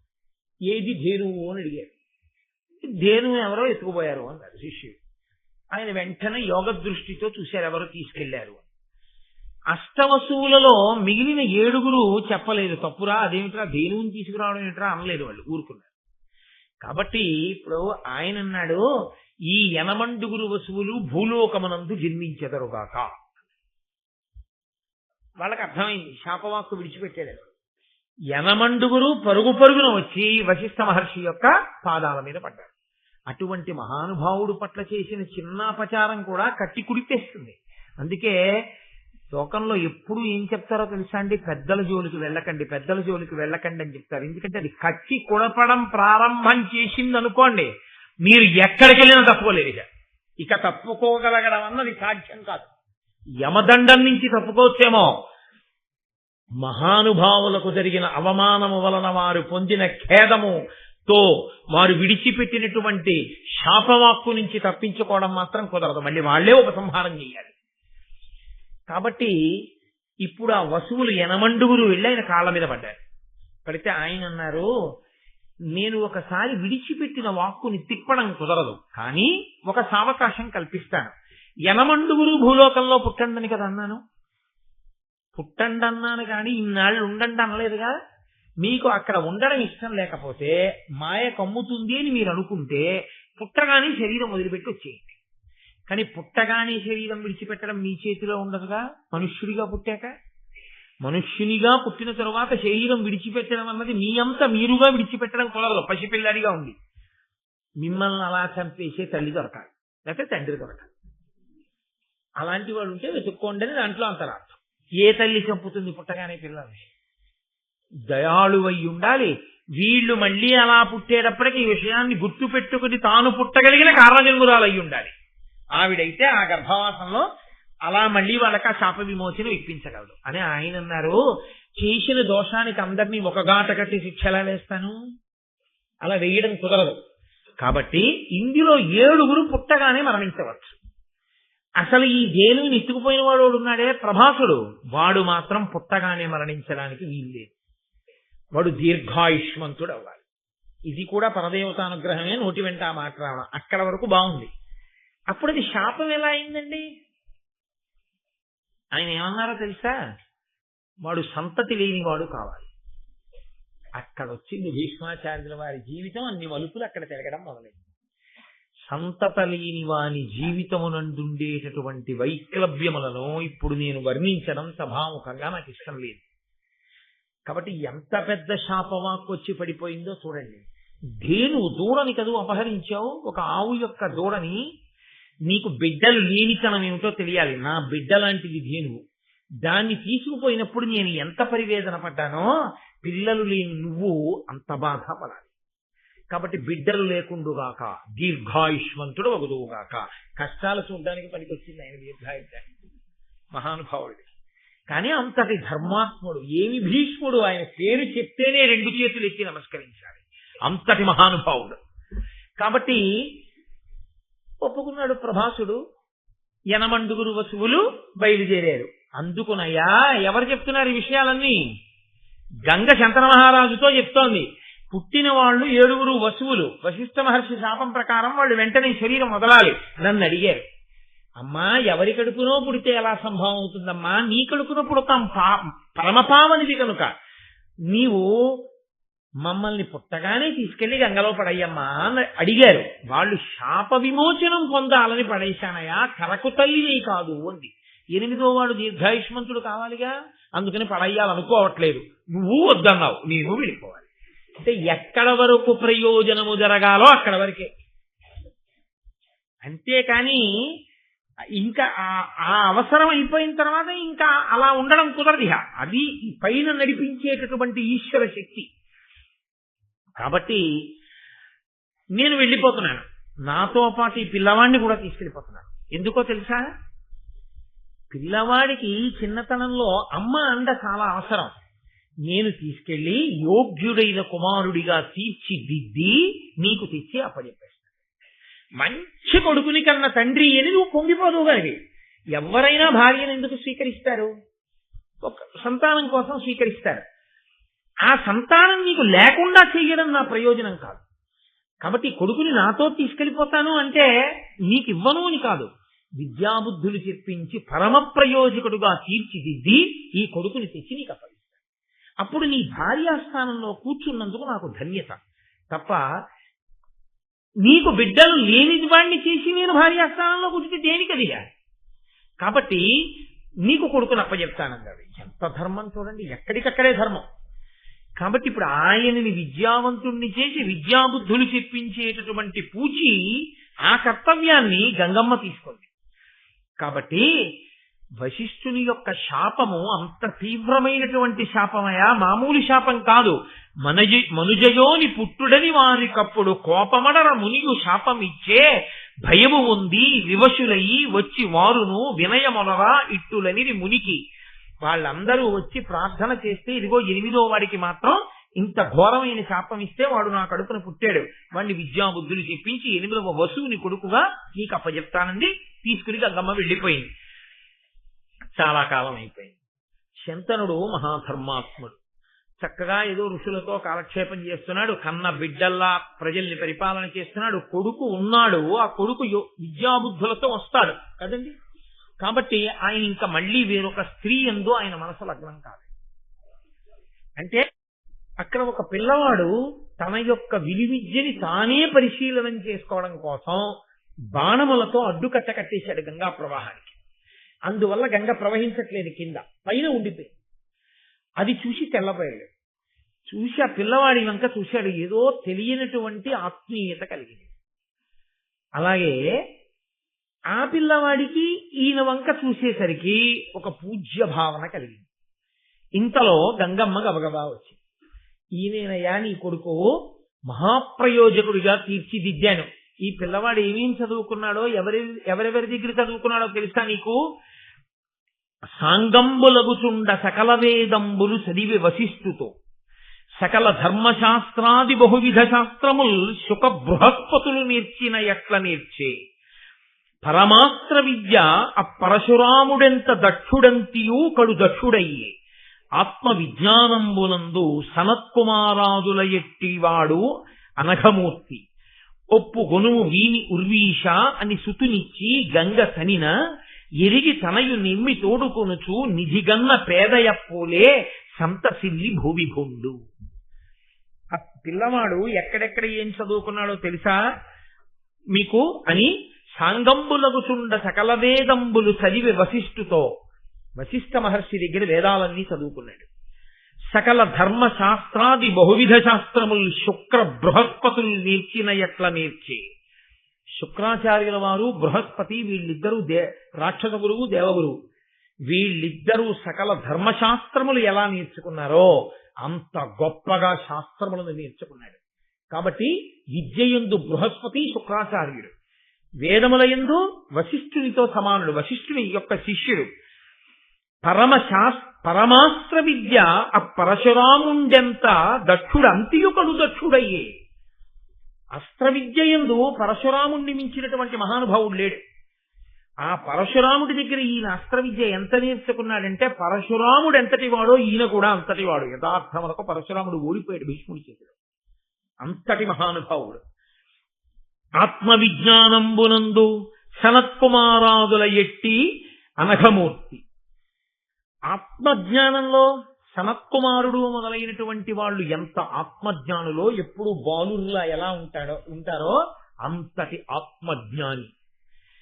ఒప్పుగుణము వీని ఉర్వీష అని సుతినిచ్చి గంగ సనిన, ఇదిగోనయా అటువంటి వాడిగా తయారు చేయించాడు, ఇంతమంది గురువుల దగ్గర నేర్చుకున్నాడు, ఇదిగో పిల్లాన్ని అప్పచెప్తున్నాడు, కొడుకుని తీసుకో అని అప్పచెప్పి గంగ వెళ్ళిపోయింది. ఒక పేదవాడికి పెన్నిది దొరికితే ఎలా సంతోషపడిపోతాడో అలా పొంగిపోయాడు శంతన మహారాజు. పొంగిపోయి ఆ కొడుకుని తీసుకుని అంతఃపురానికి వెళ్ళాడు. ఆ పిల్లవాడిని సింహాసనం మీద కూర్చోపెట్టి యవ్వరాజ్య పట్టాభిషేకం చేశాడు. సంతోషంగా కాలం గడిచిపోతోంది. అసలు ఇక వేరొక స్త్రీ మీద శంకర మహారాజు గారికి కోరికే లేదు.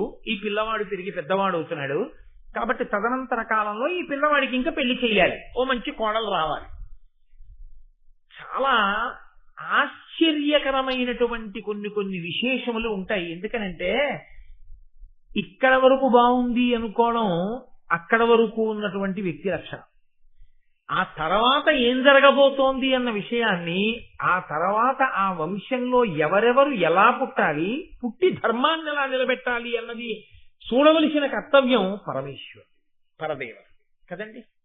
అందుకని వాళ్ళకి అంతవరకే తెలుసు, కొడుకున్నాడు సంతోషంగా ఉన్నాడు. కానీ ఇక్కడే ఒక ఆశ్చర్యకరమైనటువంటి సంఘటన, మళ్ళీ ఒక కొత్త మలుపు తిరిగేసింది కథ. సత్యవతీదేవి రావాలి ఆయన జీవితంలోకి. ఎందుకో తెలుసా అండి? ఇవాళ కాదు కానీ సత్యవతీదేవి యొక్క గొప్పతనం ఏమిటో, సత్యవతీదేవి శంతన మహారాజు గారి జీవితంలోకి రాకపోతే ఎంత పెద్ద ప్రమాదం పొంచి ఉందో, ఎందువల్ల సత్యవతీదేవి ఈయన జీవితంలోకి రావాలో మీకు ఆ పాండవ జననం జరిగిన తరువాత నేను ఎక్కడైనా నాకు స్ఫురణలోకి ఉంటే అన్వయం చేస్తాను, అప్పుడు మీరు విందులు కానీ ఇక్కడే మీకు ఒక విషయాన్ని చెప్పవలసి ఉంటుంది. భీష్ముడికి శాపం ఏమనుంది? అష్టమ వసువు కొడుకుగా పుట్టేటప్పుడు నిస్సంతు, ఆయనకి బిడ్డలు పుట్టరు. కాబట్టి చంద్రవంశం ఆగిపోతున్నా అయిపోదా? శంతన మహారాజు గారితో ఆగిపోదు, కొడుకున్నాడు. భీష్ముడికి ఇక కొడుకులు ఉండరు. శంతనుడికి ఇంకా కొడుకులుంటే ఆ కొడుకుల వైపు నుంచి వంశం పెరిగే అవకాశం ఉంటుంది. ఏ కారణానికి ఇంకా భీష్ముడికి మాత్రం కొడుకులు ఉండరు, ఏ కారణానికి ఉండరు. తేజోదానం చేయడానికి కూడా కుదరదు భీష్ముడికి, ఆయన పేరు మీద కొడుకు ఉండడానికి వీలు.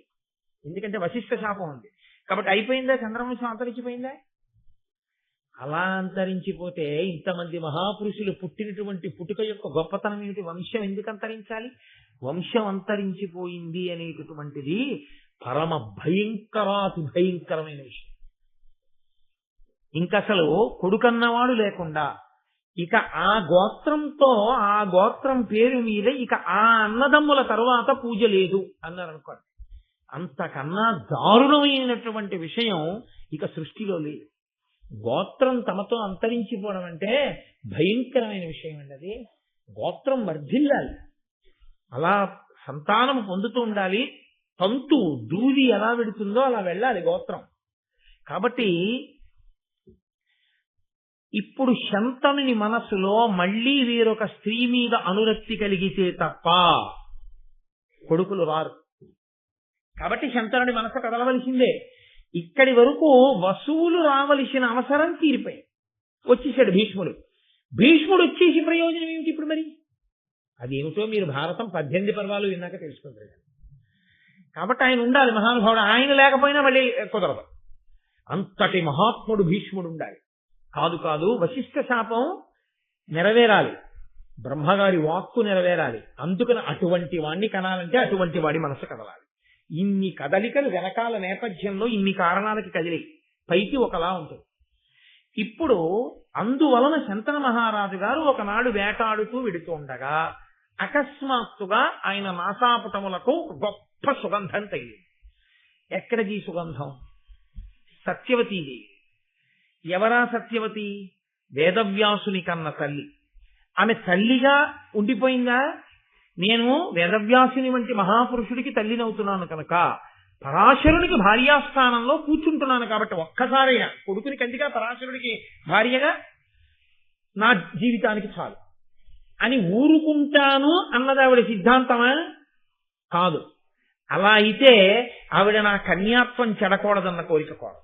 ఆవిడ కన్యాత్వం చెడకూడదు అని కోరుకుంది అంటే సుదీర్ఘకాలము పాటు వేరొక మహాత్ముడికి భార్యాస్థానంలో కూర్చుని ఆయనకి పరిచర్య చేస్తూ తాను భార్యని అన్న సంతోషంతో ఉండాలి. కానీ దాని వలన ఆయన మోసగిస్తున్నానన్న బాధ ఉండకూడదు. కాబట్టి ఆమెకి కన్యాత్వం చెడకూడదు. అందుకు నా రోజున ఆ మాట ఆవిడ నోటంట పలికించాడు దేవతలు. కాబట్టి ఆవిడ ఆ మాట అడిగింది, పరాశర మహర్షి వరం ఇచ్చారు. కాబట్టి సత్యగర్భంలో పుట్టాడు వేదవ్యాసుడు తప్ప మహానుభావుడు ఆయన 10 నెలల నిండో 3 సంవత్సరముల నిండో పుట్టినవాడు కాడైన. ఆమె కన్యగానే ఉంది కాబట్టి ఆమె భర్త కోసం ఎదురు చూస్తోంది. ఎవరు భర్త కావాలి? ఇది ఎప్పుడో నిర్ణయింపబడింది అన్న విషయం మీకు ఎదర తెలుస్తుంది. ఎలా తెలుస్తుందో మీరే చూద్దురు గాని. కాబట్టి ఇప్పుడు శంతన మహారాజు గారి యొక్క నాసాపుటములకు ఆ సువాసన తగిలింది. ఒక రాజుకి ఓ సువాసన తగిలితే అబ్బా ఎంత బాగుందో అంటాడండి. రాజులకున్న భోగముల కన్నానా ఏమైనా లోకంలో, కానీ ఆ వాసన ఆయనని ఆకర్షించింది. అది కదలిక. గాలి కదుపుతోందండి భారతాన్ని అంతటినీ. సువాసన గాలిలో కాదు వచ్చేది, ఎన్ని చోట్ల గాలి పాత్ర పోషిస్తోందో చూడండి. నమస్తే వాయోత్సమేవ ప్రత్యక్షం బ్రహ్మాసి, ఆ వాయువే పరబ్రహ్మని కీర్తిస్తాం మనం. కాబట్టి ఇప్పుడు ఆ వాయువు ఆ సువాసన ఎక్కడ తగిలిందో దాన్ని వెతుక్కుంటూ దాని మూలముల వైపుకి వెళ్ళాడు. వెడితే ఆయనకి యోజన గంధి కనపడింది. ఆవిడ వంక చూసి చాలా సంతోషించిన వాడై ఆమెను వివాహం చేసుకోవాలి అని కోరుకున్నాడు.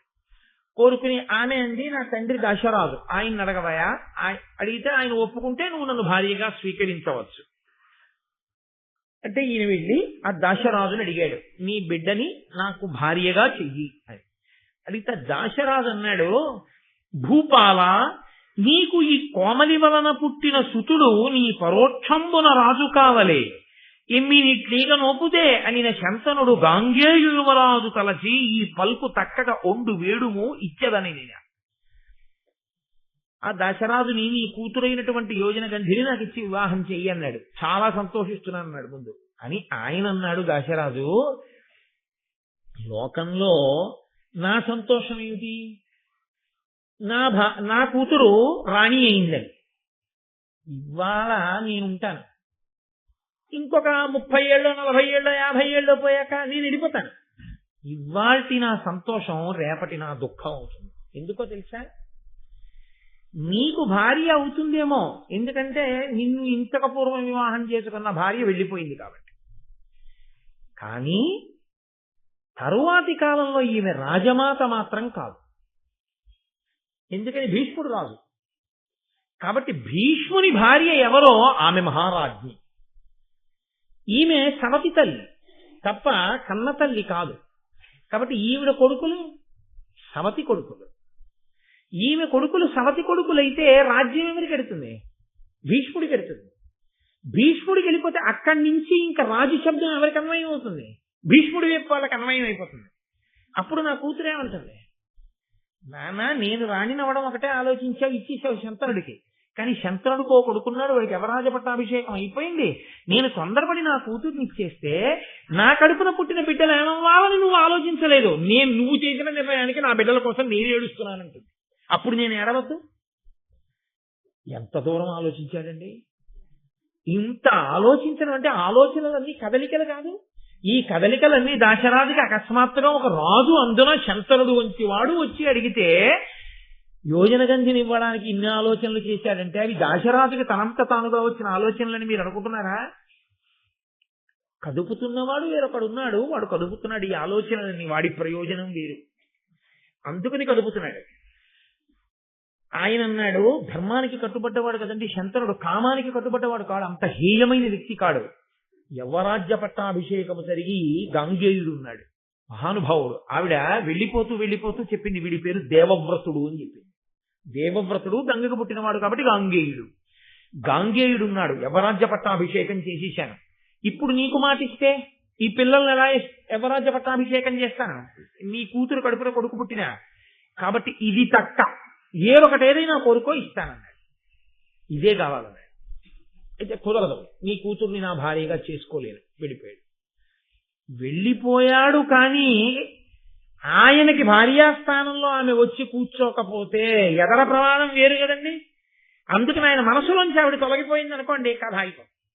కాబట్టి తొలగలేదు. బాహ్యంలో కథలో వదిలిపెట్టి వచ్చాడు, లోపల మాత్రం బాగా పట్టుకుంటున్నాడు. రోజు రోజుకి బాగా ఆవిడ్ని పట్టుకుంటే ఏమైంది, ఆవిడ సమస్య అయింది. ఎందుకు సమస్య అయింది? రాలేదు భార్యాస్థానంలోంచి. కారణం గాంగేయుడు అడ్డున్నాడు, యవరాజ్య పట్టాభిషేకం అయిపోయి ఉన్నాడు. అసలు ఆ స్థానంలోకి రావడానికి ఎవరడ్డు ఉండాలో వాళ్ళు లేరు.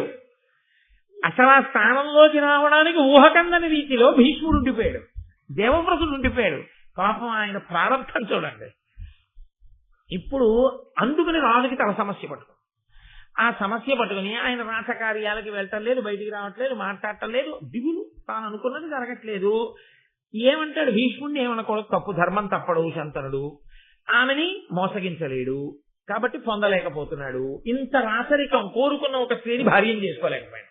కడుపులో బాధ, ఆ బాధ చేత దిగులు, దిగులు వలన ఇతర విషయముల యందు దృష్టి లేకపోవడం, పరాకు, ఇన్ని పుట్టుకొచ్చి. మిగిలినవి తెలియదేమో కానీ పరాకు తెలిసిపోదు. ఏంటంటే అలా ఉంటున్నారు, ఏమిటంటే అలా ఉంటున్నారు అందరూ, అస్తమానం ఇంకోటి ఏదో ధ్యానం చేస్తుంటేను. కాబట్టి ఇప్పుడు అందరూ మంత్రులు వాళ్ళు అన్నారు, మీ నాన్నగారు పూర్వం ఇలా చెప్పగానే వినేవారు, ఇప్పుడు అన్నీ చెప్పేసిన తర్వాత ఏమన్నారు అంటున్నారు.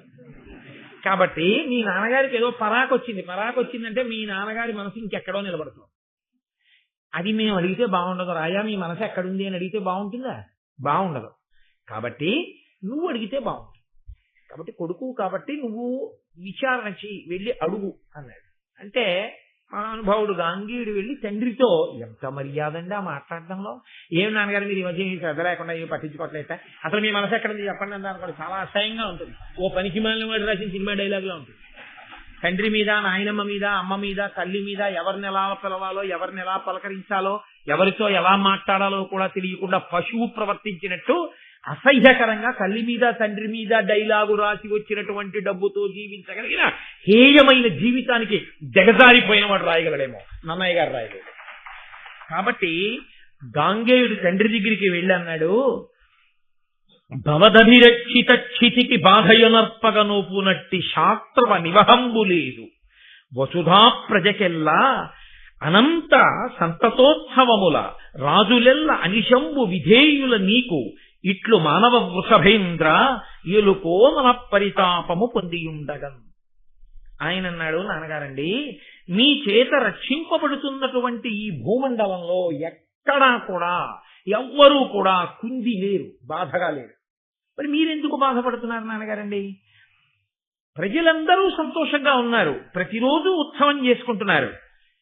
మిగిలినటువంటి వాళ్ళందరూ కూడా, రాజులందరూ కూడా మీకు వశవర్తులై ఉన్నారు, విధేయులై ఉన్నారు. కాబట్టి దేనికి బెంగ నాన్నగారండి? మీరు ఏ కారణానికి బెంగ పెట్టుకుంటున్నారు? మీ దృష్టికోణంలో ఆలోచించగలిగిన వాడు నేను ఒక్కడినే. ఒక రాజు దేనికి బాధపడవలసి ఉంటుందో ఆ కారణాలు చెప్పాడు.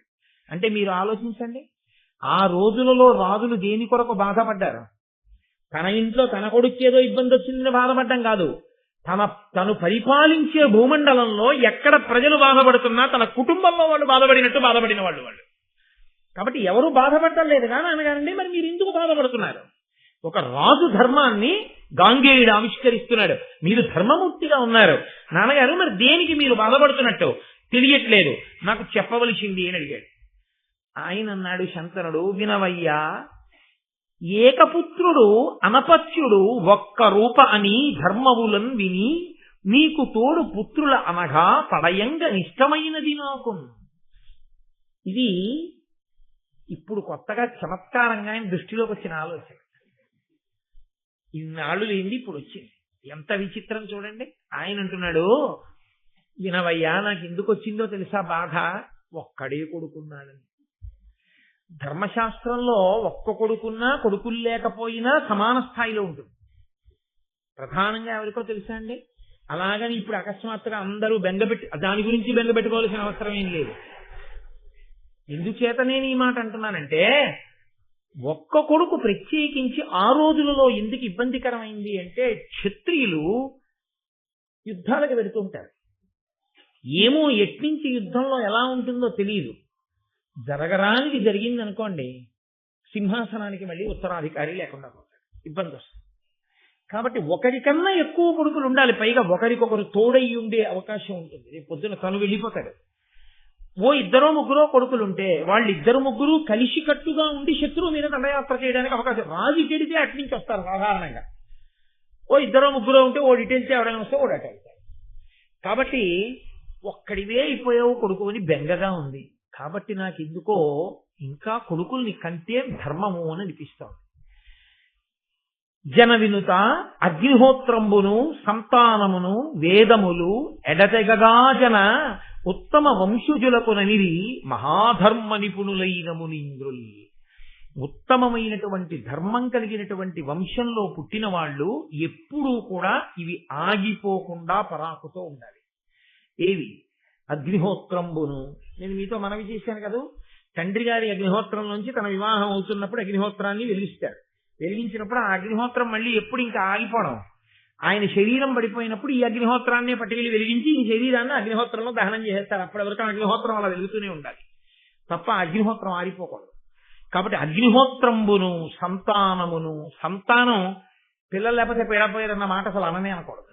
కాబట్టి సంతానంబును, వేదములు, వేదము ఎప్పుడూ వినపడుతూనే ఉండాలి. అందుకే వేదం నువ్వు చదువుకోక్కర్లేదు. వేదం చదువుకున్నవాడు కనపడితే ఓ నమస్కారం చేసి ఓ పన్నం చదివించుకుని నువ్వు ఓ తాంబూలం ఇచ్చి పంపించాలి. దాని వలన వేదం చదువుకోవాలనే ఉత్సాహం లోకంలో నిలబడుతుంది తప్ప వేదం అందరూ చదవక్కర్లేదు. వేదం చదివిన వాళ్ళని గౌరవించడం మాత్రం నేర్చుకోవాలి. అప్పుడు వేదము అనుశ్రుతంగా నడుస్తుంది, వేదము ప్రమాణము. ఆ వేదము లేనినాడు ధర్మము అయోమయమైపోతుంది. కాబట్టి వేద ప్రమాణము నిలబడాలి అంటే వేదము చదువుకున్న వాళ్ళని ప్రోత్సహిస్తూ ఉండాలి, కాదు నమస్కరిస్తూ ఉండాలి. కనుక వేదములు ఎడతెగగాజన ఉత్తమ వంశజులకు ఇవి ఎప్పుడూ ఆగిపోకుండా వెళ్ళవలసినటువంటి విషయాలు ఉత్తమ వంశంలో పుట్టిన వారికి అనేది మహాధర్మ నిపుణులైన మునీంద్రులు ఈ మాట అన్నారు. కాబట్టి నాయన, నీతో ఏదైనా పరాకు కలిగితే, జరగడానికి జరిగితే మన వంశం ఆగిపోకూడదు కదా, అందుకని కొడుకుల్ని కనాలి అని నేను అనుకుంటున్నాను. పైగా నీవు అస్త్ర శస్త్ర విద్యా కోవిదుడవు, రణములందు క్రూరుడవు, అరివిద్రావణ సాహసికుండవు, కావున నీ యునికి నమ్మగా నేరనిదన్. నేను కొన్ని కారణాల చేత నువ్వు ఒక్కడివే ఉండడం విషయంలో ధైర్యంగా ఉండలేకపోతున్నాను. ఎందుకో తెలుసా? నీవు అస్త్రశస్త్ర విద్యా కోవిదుడవు, నీకు అస్త్రశస్త్ర విద్యలు బాగా తెలుసు కాబట్టి నువ్వు సాధారణంగా ఎంత గొప్ప వీరుడికి లొంగి సంధి చేసుకో. అవతలవాడు ఎంత గొప్పవాడైనా కావచ్చు, సంధి అన్న మాట నీ దగ్గర ఉండదు. ఎందుకుండదు అంటే ఒక్కటే కారణం, నీ బలపరాక్రమములు అటువంటివి, నీకున్న అస్త్రశస్త్రములు అటువంటివి. వాటితో నువ్వు ప్రతిద్వందిని, నీ ఎదురుగుండా ఉన్నవాడిని పడగొట్టే ప్రయత్నం చేస్తావు. అవతలవాడు కూడా మరి అంత గొప్పవాడేగా నీతో యుద్ధం చేసేవాడు. యుద్ధం అన్నది మొదలైన తర్వాత అంత పెద్ద స్థాయిలో వాళ్ళతో చేస్తుంటే జయాపజయములు విధి నిర్ణీతములు. ఒక అస్త్రం స్ఫురణకి రాకపోతే చాలు, అయిపోయిందంటే అంత పెద్దవాళ్లతో యుద్ధం చేస్తుంటే. కాబట్టి ఒకటి భయం నాకు. 2, రణములందు క్రూరుడవు. యుద్ధమే వచ్చిందా ఎన్ని లక్షల మందినైనా తెగటార్చేస్తావంతే తప్ప వెనకడుగేయడం అన్నది నీకు రాదు. నీ ముందున్న వాళ్ళు పడిపోవడమో నువ్వు పడిపోవడమో అంతే నీకు తెలిసినది. కాబట్టి రణములందు క్రూరుడవు, అరివిద్రావణ సాహసికుండవు. శత్రువు బలాబలములను కాదు, శత్రువు అని నీకు ఎదురుగుండా నిలబడితే వాడు ఉండడానికి వీల్లేదు. అంతటి సాహసి, ఇక వెనక్కి చూడవు, ముందుకెళ్ళడమే నీకు వచ్చు. అంతటి ఉత్సాహవంతుడవు. ఈ లక్షణాలు ఎంత గొప్పవో వంశం వైపు నుంచి ఆలోచించినప్పుడు అంత ప్రమాదకరం. ఈ లక్షణములు ఎప్పుడైనా ఒక్కసారి నీ పట్ల వ్యతిరిక్తముగా పనిచేస్తే, నా వరకు నాకు ఒక్క కొడుకు లేకుండా ఉంటాడు, రాజ్యమునకు సంబంధించినంత వరకు సింహాసనం ఖాళీ అయితే నేను మిగిలిన ప్రజలందరికీ జవాబుదారీని అవుతాను. ఎందుకని అంటే ఇటువంటి సాహసికుడైన కొడుకు ఒక్కడితో నువ్వు సరిపెట్టుకోవడమే ప్రమాదం వచ్చింది రాజా అంటారు. కాబట్టి ఈ ధర్మం కారణంగా నేను కొడుకుల్ని కనాలనుకుంటున్నాను. ఇందుకు వివాహం చేసుకోవాలనుకుంటున్నాను. వివాహం చేసుకోవడం అనే విషయంలో సత్పుత్రులు కలగడం అన్నది ఎప్పుడు ఉంటుంది? అనురక్తి అని ఒక మాట. నా మనసు ఆమె యందు ప్రచోదనము కావాలి, ఆమె నా యందు సంతోషాన్ని పొందాలి. ఒందరులు ప్రీతి పొందిన వారైతే ఇద్దరికీ ఒకరి పట్ల ఒకరికి సంతోషం ఉంటే సత్సంతానము కలుగుతుంది. భార్యాభర్తల మధ్య అన్యోన్యత లేకపోతే, భార్యాభర్తల మధ్య పరస్పరానురాగము లేకపోతే, భార్యాభర్తలు విముఖులైతే భార్య ఎంత గొప్పదైనా, భర్త ఎంత గొప్పవాడైనా తేజోవంతమైన సంతానము జన్మించదు. రామాయణంలో కూడా ఉంది ఈ విషయం ఒక చోట. కాబట్టి అనురక్తి ప్రధానమై కూర్చుంది. సత్సంతానం పుట్టాలంటే ఏదో భార్యని స్వీకరించడం, ఏదో సంతానాన్ని కండం నా ఉద్దేశ్యం కాదు. ఇంతమంది స్త్రీలు ఉన్నారు రాజ్యంలో, ఇంతమంది కన్యలు ఉన్నారు, నా మనసు లగ్నం అవ్వదు. నా మనసు అసలు అలా ఆలోచించదు. ఎందుకనో ఒక్కసారి నా మనసు ఒక్క కన్య మీద లగ్నమైంది. లగ్నం అయింది కాబట్టి ఆమె వలన సత్సంతానం కలుగుతుంది. కానీ వాళ్ళ తండ్రి పిల్లనివ్వడానికి ఇష్టపడలేదు. అంతవరకు అది నా సమస్య. వెళ్ళిరా. ఎందుకు ఇవ్వలేదన్న విషయాన్ని చెప్పలేదు శంతనుడు. ఎందుకని? అక్కడికి వచ్చేటప్పటికి ఆయన ఎంత సున్నిత హృదయుడో మీరు అర్థం చేసుకోవాలి. ఆయన కేవలం కామవ్యామోహంతో ఏదో పెళ్ళాన్ని తెచ్చుకోవడం ఆయన కోరిక కాడాలి, అయితే గంగ వెళ్ళగానే తెచ్చుకోగలడు.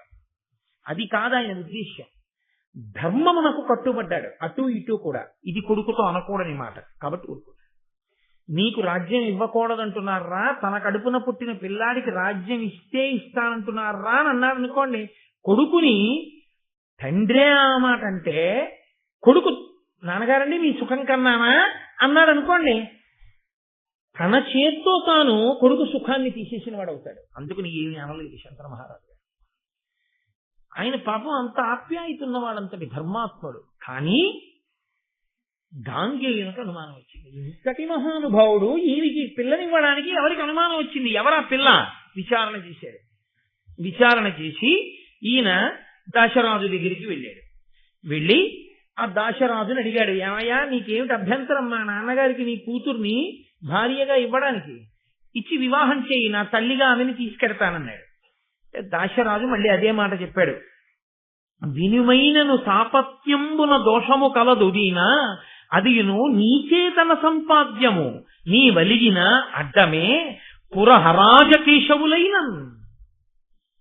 భీష్ముడు అంత పరాక్రమం ఉన్నవాడు అవడమే ఆయన జీవితానికి శాపమై కూర్చుంది, అంత చదువుకోవడమే. దాశరాజు అన్నాడు, ఏ కారణానికి పిల్లనివ్వవు మా నాన్నగారికి అని కదా అడిగావు? నువ్వే కారణం పిల్లనివ్వకపోవడానికి. మా అమ్మాయి నీకేమవుతుంది పిల్లనిస్తే? పినతల్లి అవుతుంది, సవతి తల్లి అవుతుంది, తల్లి కాదుగా. ఆమెకి పుట్టిన బిడ్డలు ఏమవుతారు? సవతి బిడ్డలు కదా అవుతారు. రాజ్యం ఎవరికి పెడుతుంది? నీకు కదు పెడుతుంది. ఆమె సవతి తల్లి, నువ్వు రాజు. ఏమిటి ఆవిడికి శాంతి? ఏమిటి ఆవిడికి భద్రత? రేపు ఏదైనా జరగరానిది జరిగిన తర్వాత రాజుకి ఆవిడ పరిస్థితి? సొంత తల్లి కాదుగా. కాబట్టి నువ్వు శత్రువుణ ఉంచుతావా? ఏమో నీ కూతురు కడుపున పుట్టిన వాళ్లే నన్ను నిర్జించగలిగిన వాళ్ళు అవుతారేమో అంటావేమో. నీ ముందు పురహరాజకేశవులైనన్ బ్రహ్మ, విష్ణువు, శివుడు ముగ్గురు వచ్చి నీ ఎదురుగుండా నిలబడితే నేను గెలవలేరు, నాకు తెలుసు. కాబట్టి నా కూతుర్ని నీకు సవతి తల్లి స్థానంలోకి పంపించడమే ప్రమాదం అంతా. నువ్వే ఇబ్బంది, నీ వల్లే ఇవ్వట్లేదు పిల్లలన్నాడు. అనగానే ఆయన అన్నాడు, మహానుభావుడు, ఆయన చుట్టూ సామంతరాజులు, మంత్రులు అందరూ ఉన్నారు. ఆ పిల్లలు అడగడానికి వెళ్ళినప్పుడు మర్యాదతో కదండి వెడతారు పెద్దలతోటి. ఆయన అన్నాడు, వినుడు ప్రసిద్ధులైన పృథివీపతులిందరునే గురు ప్రయోజనమున చేసి సమయ సంస్థితి, ఈ లలితాంగికి ఉద్భవించిన తనయుండ రాజ్యము చేయగనర్హుడు, వాడు మాకు ఎల్లను పతి, వాడ కౌరవ కుల స్థితికారుడు ఉదార సంపదం. అంతే ప్రతిజ్ఞ చేసేశాడు. ఆయన పితృభక్తి అటువంటిది, మహానుభావుడు. క్షణం ఆలోచించలేదు. తన గౌరవం, తన జీవితం అసలు ఆయన ఆలోచించలేదు. నాన్నగారి కోరిక తీరాలంటే ఎంత పితృభక్తి పరాయణుడు మహానుభావుడు. ఆయన చదువుకున్న ధర్మాలు అటువంటి పెద్దల దగ్గర. ఇదిగో ఇంతమంది పృథివీపతుల ఎదురుగుండా నేను ప్రమాణం చేస్తున్నాను, నా తండ్రి యొక్క ప్రయోజనం కోసం నువ్వు నీ పిల్లని కానీ మా తండ్రికి ఇచ్చి వివాహం చేస్తే నీ కుమార్తె కడుపున పుట్టినటువంటి పిల్లవాడే ఈ కురు సామ్రాజ్యమునకంతటికి అధికారి, అతడే సింహాసనం మీద కూర్చుంటాడు. నేను అతనిని అనువర్తిస్తాను, అతనికి సేవలు చేస్తాను. ఆయన కర్మండి. ఏమి పితృభక్తి, ఏమి మహాపురుషుడు, ఏమి ధర్మం నిజంగా. నేను ఆయనని అనువర్తిస్తాను, మేమందరం అనువర్తిస్తాం. నా బలమంతా దేనికి ఉపయోగపడుతుందంటే, నేను నాతో పాటు అందరము ఆ సింహాసనం మీద కూర్చున్న అతనికి సేవలు చేయడానికే ఉపయోగపడుతుంది. అతనే కురుసింహాసనమునకు ఉత్తరాధికారి. కాబట్టి నీకు భయం లేదుగా. ఇప్పుడు నీ అమ్మాయిని మా నాన్నగారికి అంటే దశరథుడు అన్నాడు, నీవఖిల ధర్మవిదుడవు కావున నీకిట్ల చేయగా దొరకొనియన్ భావి భవత్ సుతులు ఇట్టిరే నీవు నీ విహిత స్థితియు సలుప నేర్తురే అని నన్ను. మంచిదే, ఎంత ధర్మాత్ముడివి, తండ్రి కోసం సింహాసనం వదిలేశావు, బాగుంది. మా అమ్మాయిని మీ నాన్నగారికి ఇచ్చి వివాహం చేస్తాను, మా అమ్మాయికి పిల్లలు పుడతారు, ఒకడిని తీసుకెళ్లి సింహాసనం మీద కూర్చోబెడతారు, నీకు పిల్లలు పుడతారు. నీ వరకు ఊరుకుంటావేమో, నా కూతురికి పుట్టినటువంటి కొడుకుకి పుట్టిన పిల్లలు సింహాసనం మీద కూర్చోకుండా నీకు పుట్టిన పిల్లలు అడ్డం రారని నమ్మకం ఏంటి? నువ్వు పాటించిన ధర్మం నీ పిల్లలు ఎందుకు పాటిస్తారు? మా నాన్నగారంటే సింహాసనం వద్దన్నారు కానీ మేమెందుకు వద్దంటామంటే పెద్దవాడి బిడ్డలు వాళ్ళకే రాజ్యం. పైగా పరాక్రమవంతుడివి నువ్వు, నీ పోలికలే వాళ్ళకు వస్తాయి. అప్పుడు వాళ్ళు నిగ్రహించరా? అభద్రతే కదా. నా కూతురికి ఏమి నమ్మకం, తన కడుపున పుట్టిన పిల్లల యొక్క పరంపరే పిల్లలవుతారని. పిచ్చాడు, ఇంతవరకే ఆలోచించాడు. ఈశ్వరానుగ్రహం లేకపోతే ఈ భీష్ముడే దిక్కవుతాడా సింహాసనానికని ఆలోచించలేకపోయాడు. తల కొట్టుకుంది సత్యవతి. తర్వాత కూర్చోవయ్యా సింహాసనం మీద, పిల్లను ఉచ్చుకోవయ్యా. అమ్మా మాట తిరగనమ్మా అన్నాడు. అంతే మహానుభావుడు. పరిత్యజించాడు అన్నింటినీ. నిండు యవ్వనంలో ఇన్నిటిని పొంది ఆ రోజు ఉన్నటువంటి పరిస్థితుల్లో భీష్ముడికి భార్య కావడం అంటే పొంగిపోయి పరిగెడతారు. ఏ రోజైనా సరే తన పిల్లనివ్వడానికి. అటువంటి వాడు అంత పెద్ద ప్రతిజ్ఞ చేశారు తండ్రి కోసం. వెంటనే ఆయన అన్నాడు, ఓహో నేను రాజ్యం విడిచిపెడితే సరిపోదు, నేను సింహాసనం వదిలేస్తే సరిపోదు, నా బిడ్డలు అలా విడిచిపెట్టారని కాదు నీకు నమ్మకం. నా బిడ్డల తరపున నేను ప్రమాణం చేసినా నా బిడ్డల బిడ్డలు ఏం చేస్తారో అని కాదు నీకు అనుమానం. మూలమే లేకపోతే, నాకే బిడ్డలు కలగకపోతే ఇక బిడ్డలకి బిడ్డలు లేరుగా, ఇంకా నీకు భయం ఎందుకు? సింహాసనం గురించి మా నాన్నగారికి పిల్లనిస్తావా? కాబట్టి ప్రతిజ్ఞ చేస్తున్నాను. మళ్ళీ రెండో మాట, ధృతిభూని బ్రహ్మచర్య వ్రతమున్నతి దాల్చితిని ధ్రువంబుగా అనపత్యతయైనను లోకములా యతి బెక్కులు కలవు నాకు అనుభావ్యములై. నేను ఇదే ప్రతిజ్ఞ చేస్తున్నాను, ఈనాటి నుంచి నేను ఘోర బ్రహ్మచర్యమునందుంటాను. అసలు నాకు బిడ్డలన్న వాళ్ళు పుట్టరు. ఏమయ్యా మరి బిడ్డలు లేకపోతే స్వర్గద్వారం చూడడానికి కుదరదు కదా. కాబట్టి నువ్వు ఉన్నత లోకాలకి వెళ్ళవుగా ఎన్ని పుణ్యకర్మలు చేసినా. మరి నీ జీవితానికి ఇబ్బంది రాదా అంటావేమో. నేను చదువుకున్న చదువు, నేను చేసిన తపస్సు వలన నేను అనుభవించడానికి కావలసినన్ని లోకాలు నాకున్నాయి ఇప్పటికీ. కాబట్టి నాకు ఆ స్వర్గం కూడా అక్కర్లేదు. మా నాన్నగారి సంతోషమే నాకు కావాలి. కాదు, వశిష్ఠుడి శాపం అనుభవంలోకి వస్తోంది ప్రతిజ్ఞ రూపంలో. బిడ్డలు ఉండకూడదు కదా శాపం. ఆయన నోటి వెంటే ప్రతిజ్ఞ చేసేసాడు. చేసి నేను బ్రహ్మచారిగా ఉండిపోతాను, ఇస్తావా పిల్లని? అయ్యో పరమ సంతోషంగా ఇచ్చేస్తాను అనగానే ఆయన మీద పుష్పవృష్టి కురిపించారట దేవతలు, ఋషులు అందరూ.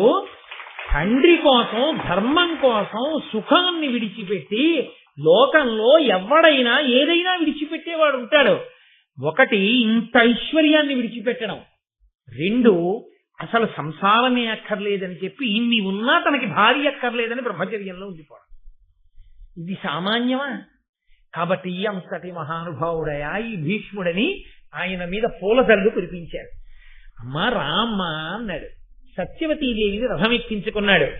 ఎక్కించుకుని తీసుకొస్తున్నాడు. దశరథుడు అన్నాడు, నాకు ఈ విషయం నా కూతురు శంతన మహారాజుకే భార్య అవుతుందని ఎప్పుడూ తెలుసు. ఎలా తెలుసని అడిగాడు. ఉపరిచర వసువు నాకు వచ్చి చెప్పాడు.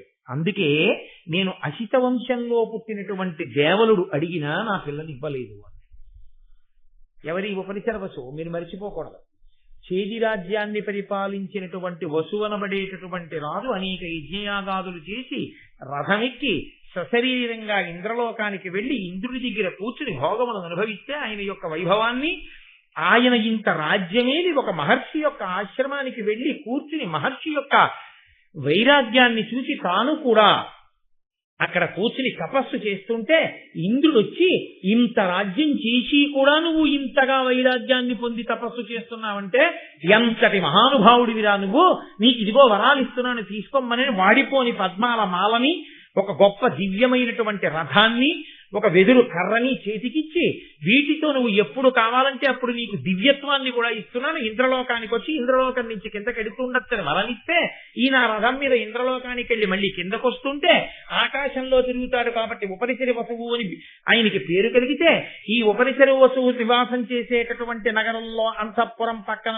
ప్రవహించేటటువంటి శుక్తిమతి అనబడేటటువంటి నదిని మోహించినటువంటి కోలాహలం అనే పర్వతం వచ్చి ఆ నదిలో దిగితే, ఆ నదికి ఈ పర్వతానికి ఇద్దరు పిల్లలు పుడితే, ఆ పుట్టినటువంటి పిల్ల ఆ ఇద్దరిలో ఆ పిల్లని గిరిక అనబడేటటువంటి పిల్లని ఈ రాజుగారికి, పిల్లాన్ని కూడా రాజుగారికి కానుకగా ఇస్తే, ఆ పుట్టినటువంటి పిల్లవాడిని తనకి సేనాపతిని చేసుకుని ఆ గిరికని తనకి భార్యని చేసుకుంటే, ఆ గిరిక ఋతుకాలంలో ఉన్నప్పుడు పితృదేవతలు ఆవిడికి మాంసం తీసుకొచ్చి ఇమ్మని చెప్తే, ఉపరిచరి వసువు వేటకెళ్లి వేటాడుతున్నటువంటి సమయంలో ఆయన తన భార్య అందతందాలు తెలుసుకుని వీర్యము స్ఖలనమైతే, అమోఘ వీర్యుడు కనుక అది పాడైపోకూడదని ఆకుదొప్పలో కట్టి డేగ కంఠానికి కట్టి పట్టుకెళ్లి భార్యకి ఇమ్మంటే, ఆ డేగ వెడుతున్నప్పుడు ఇంకొక డేగ వచ్చి దీనితో మాంసఖండమని పోరాటం చేస్తే ఆకుదొప్ప చినిగి ఆ వీర్యకణాలు పైనుంచి నదిలో పడుతుంటే, అందులో బ్రహ్మగారి శాపం వలన శాపగా ఉండిపోయిన అద్రిక అనబడేటటువంటి శాప ఉపరిచర వసువు యొక్క వీర్యకణములను గ్రహించి ఆమె గర్భవతి అయితే, ఏనాడు ఇద్దరు మనుష్య సంతానాన్ని పొందుతావో ఆనాడు నీకు శాప విమోచనమని బ్రహ్మగారి ఇచ్చినటువంటి శాప విమోచన కారణం చేత ఆమెకు కొన్ని నెలలు పోయిన తర్వాత జాలర్లు వలలో వెలవేసి పట్టుకుని ఒడ్డుకు తీసుకొచ్చి కడుపుకొస్తే, ఆ చేపలోంచి ఒక మగపిల్లవాడు ఆడపిల్ల పుడితే, ఆ పుట్టినటువంటి పిల్లవాడు మత్స్యరాజు అన్న పేరుతో మత్స్యదేశానికి రాజైతే, పుట్టిన ఆడపిల్ల చేపల వాసన కొడుతుంటే ఆమెకి మత్స్యగంధి అని పేరు పెట్టి దాశరాజుకిస్తే, దాశరాజు యమునా నది ఒడ్డున యాత్రికుల్ని పడవలో తీసుకెళ్లమని నియోగిస్తే, అక్కడికి పరాశరుడు వచ్చి దైవవశం చేత ఆమె ఎందు కామమోహం కలిగితే మంచుతెరలు సృష్టించి కన్యాత్వమునందు వ్యాసుని కంటే, ఆ ఉండిపోయినటువంటి ఆ కన్యాత్వంతో ఉండిపోయిన ఆడపిల్లకి వ్యాసుడు పుట్టి ఉన్నాడన్న విషయం తెలియని దాశరాజు ఆ పిల్ల తర్వాతి కాలంలో యోజనగంధిగా మారితే, ఇంత అందమైన పిల్లని నేను చేసుకుందామన్న కోరికతో ఒకనాడు అసిత వంశానికి చెందినటువంటి దేవరుడు వచ్చి దశరథ గారిని పిల్లనడిగితే, ఉపరిచర వసువు తన వైర్యకణముల చేత అద్రిక అన్న చాప మింగి ఈ కూతుర్ని కంది కాబట్టి, ఇంత గొప్ప తేజస్సుకు పుట్టిన పిల్ల కాబట్టి ఈమె దేవకార్యానికి ఉపయోగపడుతుంది అని తెలుసుకున్నవాడై ఈ పిల్లని శంతన మహారాజుకి అని వచ్చి చెప్పాడయా, అందుకని నేను శంతనుడికే ఇస్తాను తప్ప ఇంకొకరికి ఇవ్వాలని ఆనాడే అనుకున్నాను, కాబట్టి నా కూతురు శంతనుడికి భార్య అవుతుందని చెప్పాడు. అప్పుడు ఆయన అమ్మా రాని రథం ఎక్కించాడు, తీసుకొచ్చాడు. శంతన మహారాజు గారు పొంగిపోయిన తర్వాత లోపలికి తీసుకొచ్చారు. శంతన మహారాజు గారికి సత్యవతీదేవికి అబ్బో వైభవోపేతంగా వివాహం జరిగింది. తండ్రి పొంగిపోయి ఆ వయసులో కొడుకు పెళ్లి చేసుకుని కోడలతో వచ్చి నమస్కారం చేస్తే తాను అక్షతలు వెయ్యవలసిన వాడు, కొడుకు ఘోరమైనటువంటి బ్రహ్మచర్య వ్రతదీక్షబోని తండ్రికి భార్యని తీసుకొచ్చి ఇచ్చి తాను బ్రహ్మచారిగా నిలబడి నాన్నగారి పక్కకి భార్య చేరిందని సంతోషపడిపోతున్న ఆ కొడుకుని చూసి, నాయనా ఎంత గొప్ప త్యాగం చేశావురా, నీవు కోరుకుంటే తప్ప మృత్యువు నిన్ను గ్రసించలేదు, మృత్యువు కూడా నిన్నేం చేయలేదు, నువ్వు ఏనాడు శరీరం విడిచిపెడతాననుకుంటావో ఆనాటి వరకు నీకు మరణం లేదు. కాబట్టి ఆనాడు వశిష్ఠుడిచ్చిన శాపవాక్కు ఈనాడు తండ్రి గారి యొక్క వరంగా మారింది. దీర్ఘాయుష్మంతుడయ్యాడు. కానీ వ్యక్తిగత జీవితం తర్వాత 18 పర్వాల్లో చూద్దరు గాని ఏమి భీష్ముడు, ఏమి మహానుభావుడు. చాలు, భీష్ముడు అంత భీష్మించి ప్రతిజ్ఞ చేశాడు కాబట్టి దేవవ్రతుడు గాంగేయుడు భీష్ముడయ్యాడు. భీష్ముడు వేదాన్ని అంతగా అనువర్తించి మహానుభావుడు ఆచరించాడు కాబట్టి భీష్మాచార్యుడయ్యాడు. అటువంటి భీష్మ జననము, ఆయన భీష్మించినటువంటి ప్రతిజ్ఞా స్వరూపమును ఈ రోజు మీకు వినిపించి ఉన్నాను.